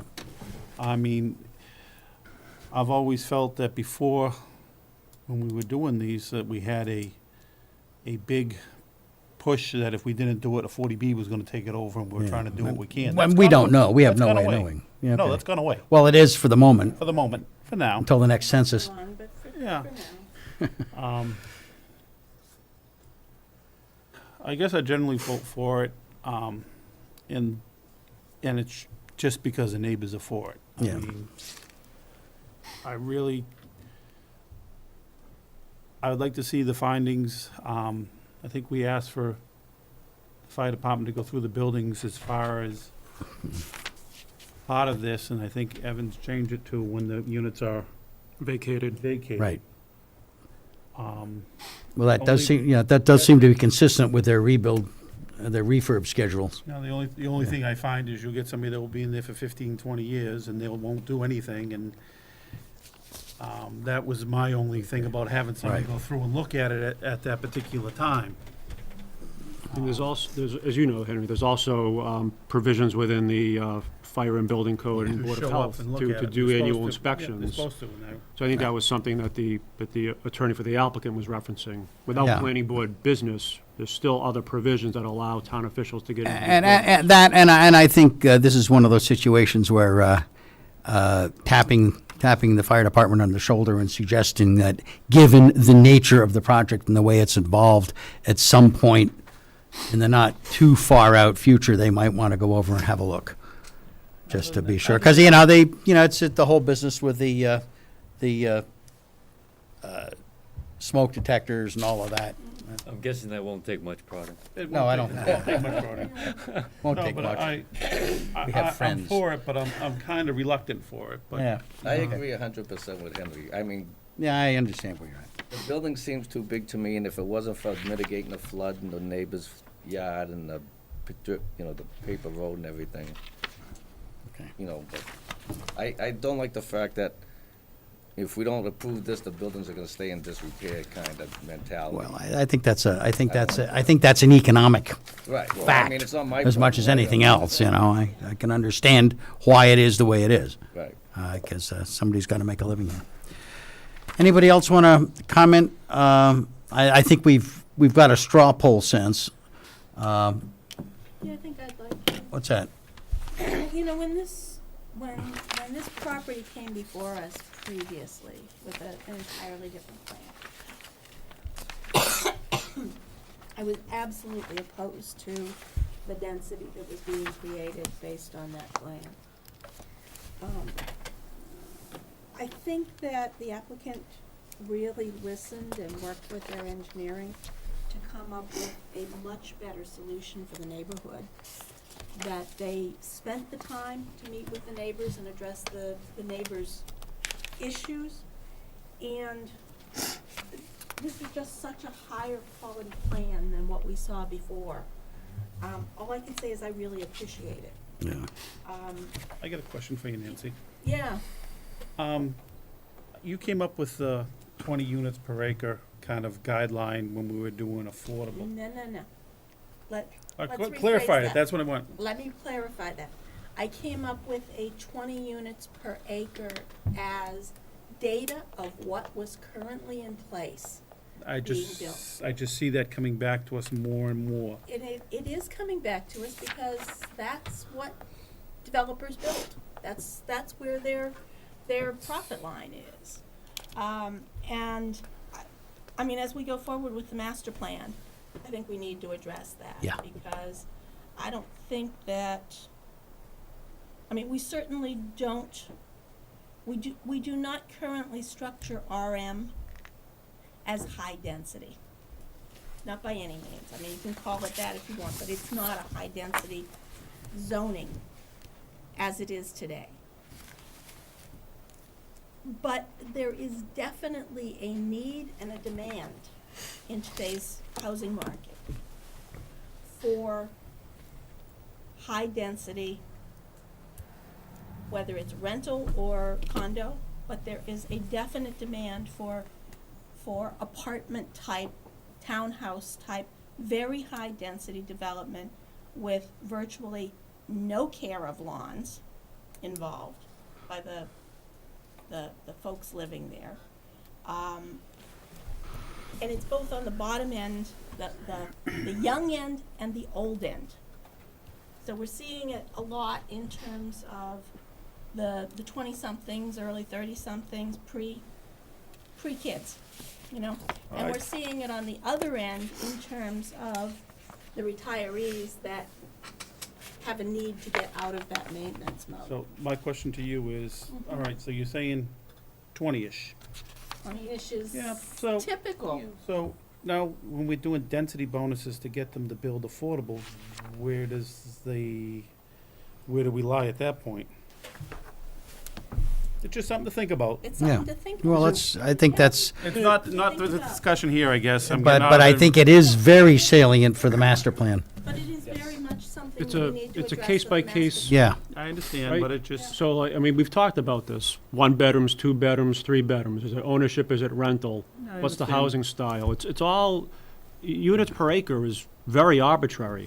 Because this could be, trust me, I drive up 110 now every single Yeah. Right, so day. every project is different, right? Yeah, Every you project do. that the planning board's approved, even though many of them are 20 units an acre, they all look very different. Like, They're very, very in front of the town meeting, you showed Charlie Hillman's project, and then look right next to him with a 20. They're nowhere near no. Yeah. the No, same. And if you go down Route 3, I don't think we want to be Burlington. no, I No, didn't say we do not. I don't think we want to, I don't I'm- think we want to be All I'm Billerica. saying is that if you go down past the Billerica exits, that's the kind of densities that you're seeing. If you go much everywhere. up Route 3 toward Nashua, that's the kinds of densities you're seeing, because there's a market demand. Yeah. I can see that, I don't want to interrupt, but Yeah. Yeah. I can see the density near the highways and everything. North Chelmsford, to get from North Chelmsford to the centers of, everybody knows, you look at the 2010 master plan. It's pretty staged back then, we're pretty built up, traffic, we gotta do sensible development and planning. So I'm not too big on, throwing a ton of units on a piece of property next to residential. That's one of the reasons I want to get on the board. I'm all for it on 129 and on the outskirts and away from neighborhoods, but this is just, we gotta look at the traffic, the schools, and I have a hard time with this, but Yeah. I don't know. Well, As I say, It's to your point. can I make a suggestion here? I know we're off topic. Which I'm is sorry. that we're not adding anything to the matter that's in front of us. Right. We're adding stuff to things that we need to talk about for the master plan. And I think that's probably where we need to deal with a lot of this. But I think in this particular case, we're probably at the point where it's time to take a motion. So if I could And- just say one thing to bring Yeah. this back around, this project, as we're looking at tonight, is Yeah. a considerable improvement, as Yeah. Nancy noted.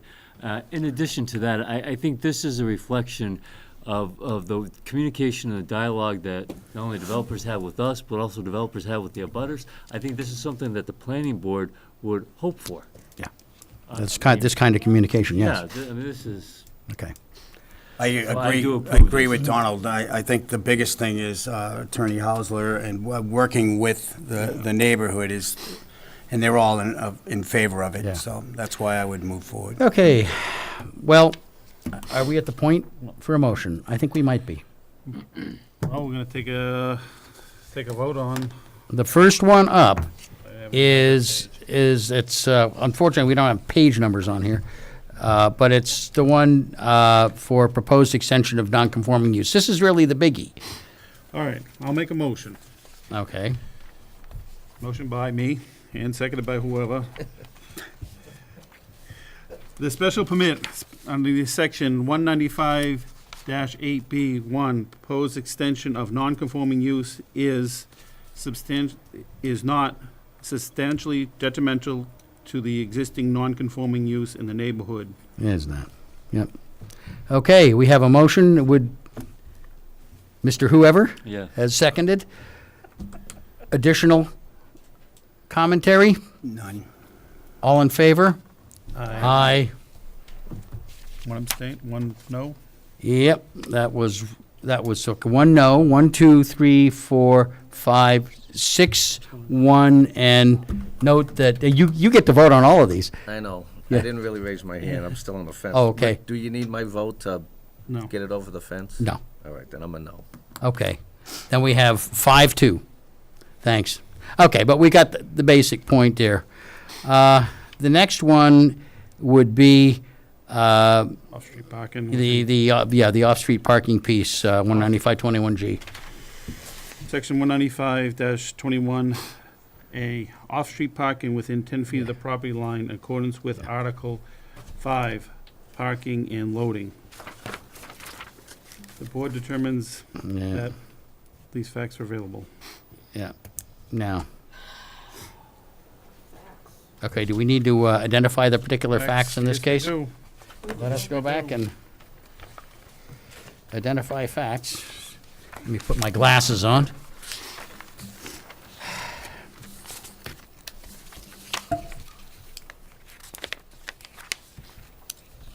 Six.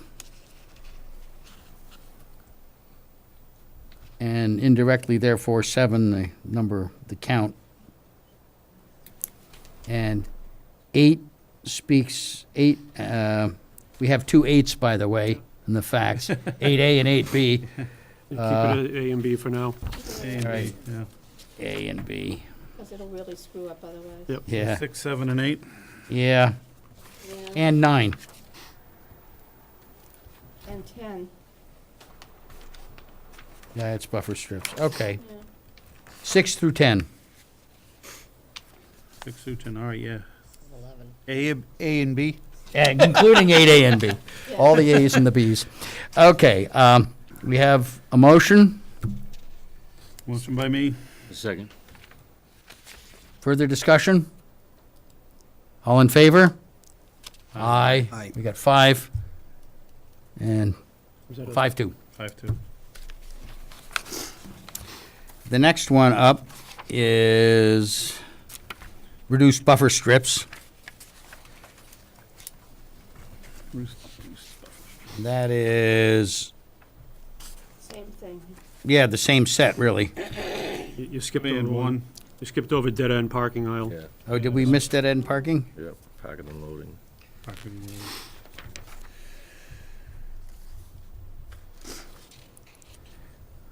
Oh, you're right. Okay.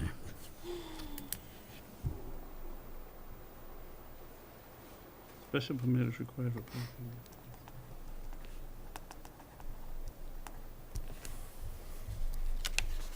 6, 8A. 6 and 8A. A. Okay, good. All right, why don't you write those in? Yep. Okay, now, down to the 21G and 44C, the buffer strips. I would say 6 through 10, again, basically everything relating to parking relates to the buffer You strips. go back and make a motion on 21G. Okay, you want to remake the motion on 21G? Dead-end parking lot aisles, 15 spaces in width with accordance of Article 5, parking and loading. The board determines facts 6 and 8A are applicable. Yep. Moved, seconded, in favor? Aye. Aye. 5-2. All right, now, are we down to the, Section 195-44C, special permit required for reduced buffer strips between parking and side area lots. yeah,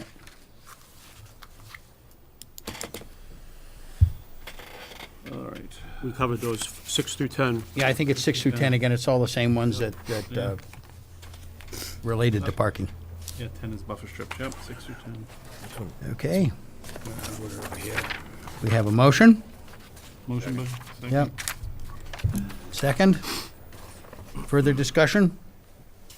In favor? Aye. Right, 2 no.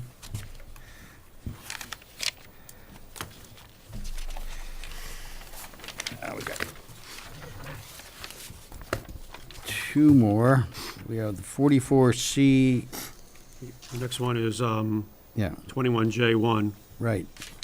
21 is Parking area accessed Oh, that's from the- Princeton Drive. Yeah, access area not Yeah, located within more 50 than feet of 50 nearest nearest intersection.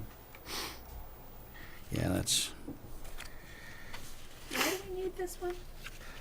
it's a quirk.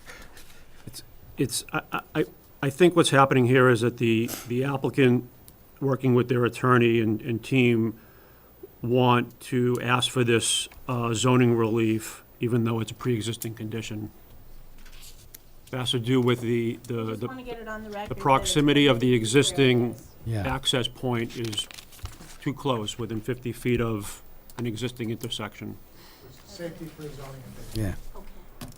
gotcha, that's perfectly reasonable. All right, so 5. Okay. 5's pretty much it, isn't it? 5 and 11? Evan, Yep. Yeah, 5 and 11. could we have that revised, the wording revised? Mm-hmm.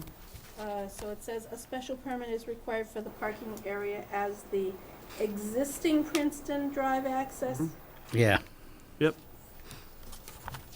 got it. Yeah, that kind of At which clarifies. point, I think this is the only one that needs to be referenced for this Yeah, particular Mm-hmm.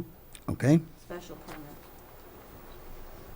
Okay. 11? A motion by me for Yep. 195-21J1, special permit requiring for a parking area as a existing Princeton Drive access area located more than 50 feet from the nearest, not located more than 50 feet from the nearest intersection.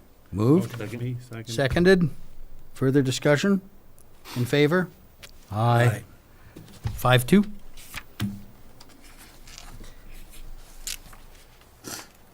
So that it? there's 9 special conditions. We talked about adding 10 and 11. Yep, yeah, I figured you already had them. Number 7, those are the special conditions, $1,100 53G account based upon 11 new parking spaces on a Delta. And then the remaining are all general boilerplate conditions that are included in all your decisions. I recognize them. Evan, item, special condition number 2. Could you change that to 3 times a week? I can do that. I just want to bring to the board's attention that including a condition such as this, means that while the board isn't burdened with enforcement, staff is burdened with Right. enforcement. I, Yeah, Specifying 2 or 3 is an enforceable action. yeah. So it's very specific. Yeah. Well, I think we've had discussion that said 2, and that can be I'm just ramped up. if suggesting, needs. I that, think you know, I this is, think to me as staff, this is the kind of provisions where you shudder. staff will be burdened because the neighborhood will expect Right. that it's emptied 3 times per week. Right. I think 2 or 3 is much better. So- It gives the Board of Health a little bit of leeway. They can go in and say, You know, that's not a bad solution. 2 or 3. I like it. Okay. I mean, that gives them. At least 2. Huh?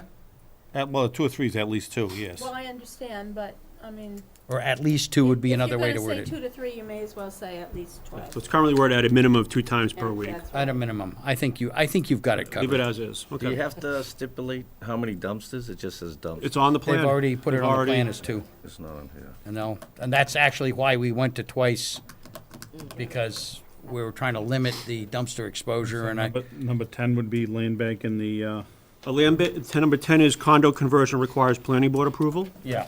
And number 11 is excess snow shall be removed from site. okay. Okay. What determines excess snow? I mean, it's. And who polices it?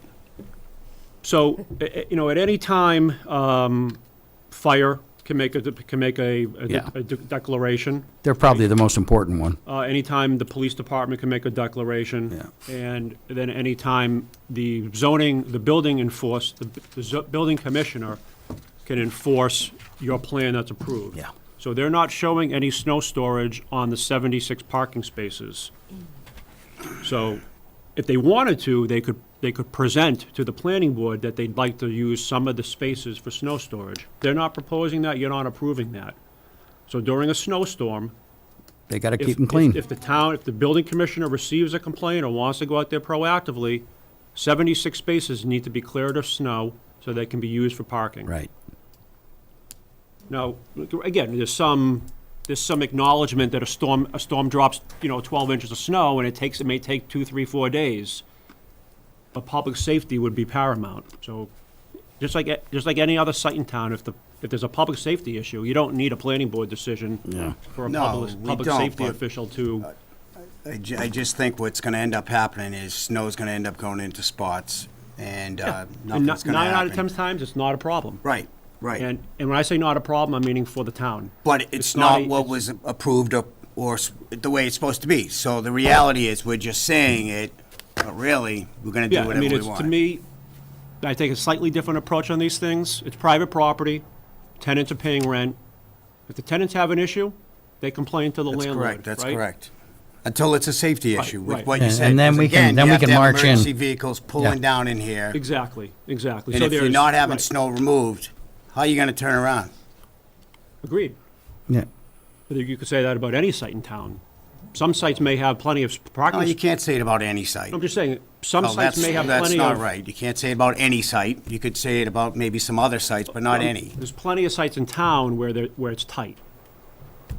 And you may have sites that have plenty of place for snow storage. but they're Again, we're doing- not talking about any other site, we're talking about this site, right? That's Sure, what, but- that's what we're right. talking about tonight. Right. so. All right, I think, you know what, I think the problem is, I should have probably spoke up sooner, but there's definitely some things that, like you say, like last week, I remember 3 times it was being picked up.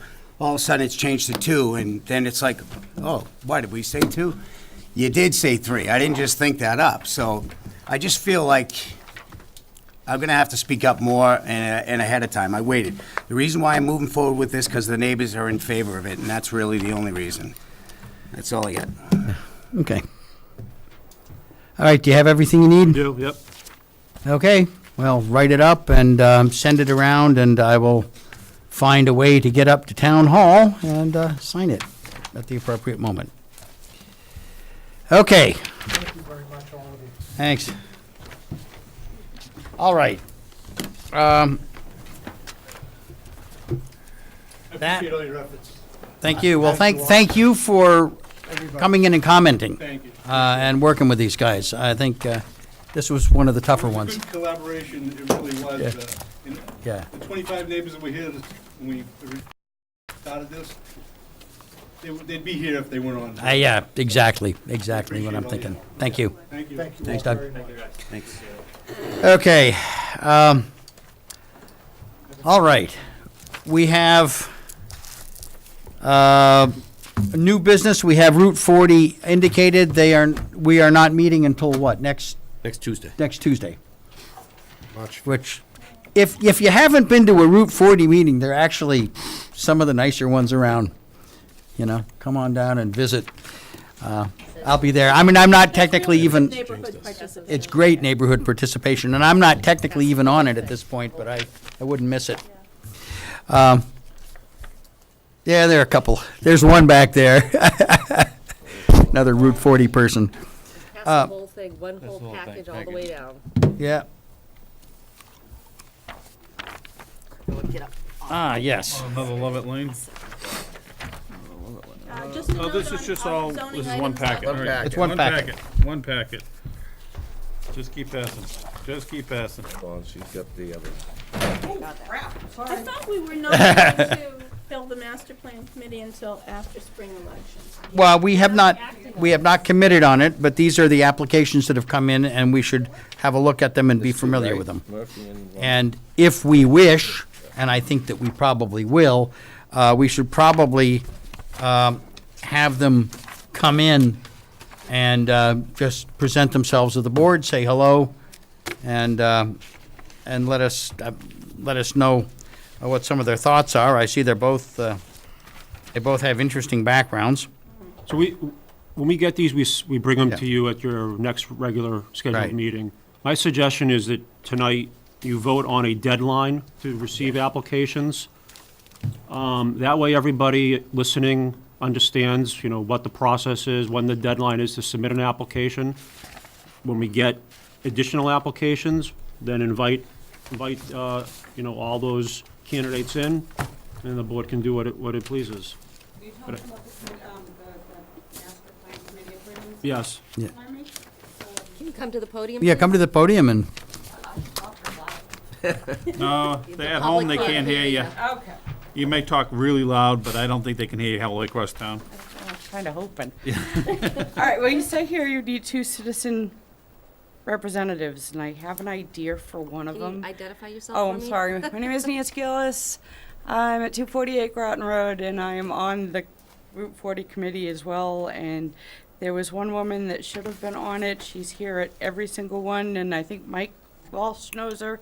And I think that you should tell her she should be on the master plan committee, because she really is, like, knowledgeable. She's aware of the She process. knows about We it. made her aware of the process. of Okay, going that was online. my suggestion. Thank you. Thank you, Nancy. So again, my suggestion is that the board tonight. Yeah, Take a set a time. vote, set a deadline, that way everybody understands what the process is moving forward, understands, well, as you will recall, when we discussed this with the Board of Selectmen, and Glenn in particular, Glenn opined that it might make some sense, seeing as there's clearly going to be some change on the Board of Selectmen, that that the appointment of a representative from Selectmen be deferred until after the election. Now, I don't think that's necessarily important, and I think what we can do is we can simply appoint others That's to what I this was committee. referring to, the citizens. Yeah, we can appoint the citizens anytime. I don't think that necessarily relates to the Board of Selectmen appointing a member. You've sort of already half done it. Yeah. With 2 appointments already. So Exactly. you're So not straying I far. think we should probably do this sooner rather than later. And it occurs to me that because this isn't going to involve, public hearing or anything quite that formal, that this is something that we could do at our next meeting. That would be nice. Even though you guys won't be around, you can always watch the tapes anyway. And, this isn't something you need to mull for, but you could watch the tapes and see what's going on. So, if the rest of the board is, huh? So we're not going to have a quorum for this next meeting. We don't have to necessarily vote on anything, we're just hearing. Oh, We're just okay.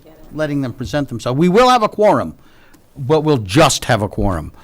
And, Special permit, right. yeah, we won't make, well, I think we'll have 5.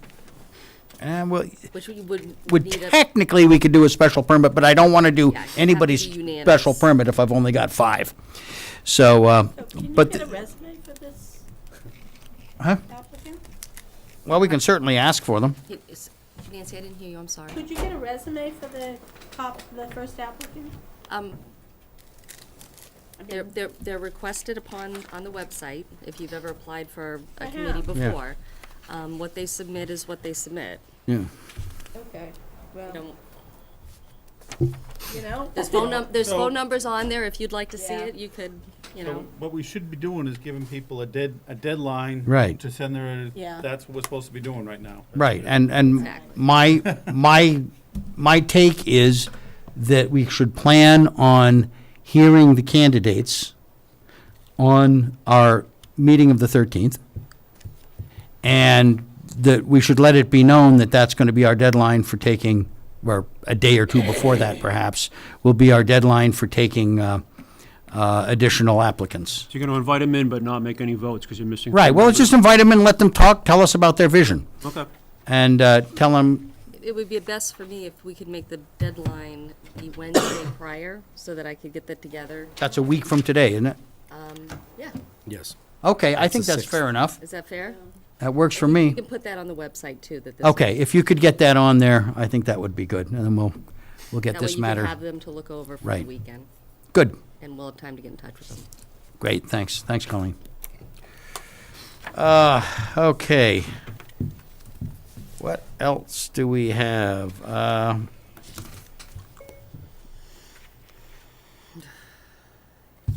George went to the NEMCOG Minutes? meeting for me. I had to go to Yeah. COMCOM. Boy, everybody here's got a schedule like that. Okay, so we'll hear, I'm sure we'll hear from George. And the next Vinyl Square meeting, I believe, is Monday night, right? Is that? It's, It is, yes. Vinyl Square is Monday night, I'm gonna be at Board of Health, but, I'll be there. yeah, you'll be at Vinyl Square, okay. I met with Historical Commission at their last meeting Yeah. and reviewed we discussed the historical preservation draft again. So we're going back and forth over the analysis of So most likely fall affected town. properties. And so it's definitely out at fall town meeting at this point. Yeah, it's not spring. Nor is it something that's so critical that it has to be No, done. but I will say that the question that was put on the table that's worth knowing about, at least, was, we had started out with how many properties could possibly qualify based on age, size, and acreage. And we went through that analysis, and then the question came up, okay, that's today, but how many more properties are going to become eligible in the next 10 years or the next 20 years? While I have not run those numbers yet, the expectation that I have from what I know about the development time periods in town is that very large portions of town will be coming under qualifying age for historical preservation within the next 10 to 20 years. So give some thought to that. That's 75-year, Yeah. 75-year, yeah. Now, can we go to the assessors database and get a spreadsheet to look into the future Yeah. who will Yeah, qualify? that's the numbers I'm putting together. COMCOM, they're talking about the property that Edison's trying to get on Richardson Road. Yep. Yeah. It'd be in front of the Springtown meeting. They're looking for 75,000. They've got a lot of state funding and other funding to take and do it, but that's the, Rihanna Lynn on Richardson Road. yeah. Yeah.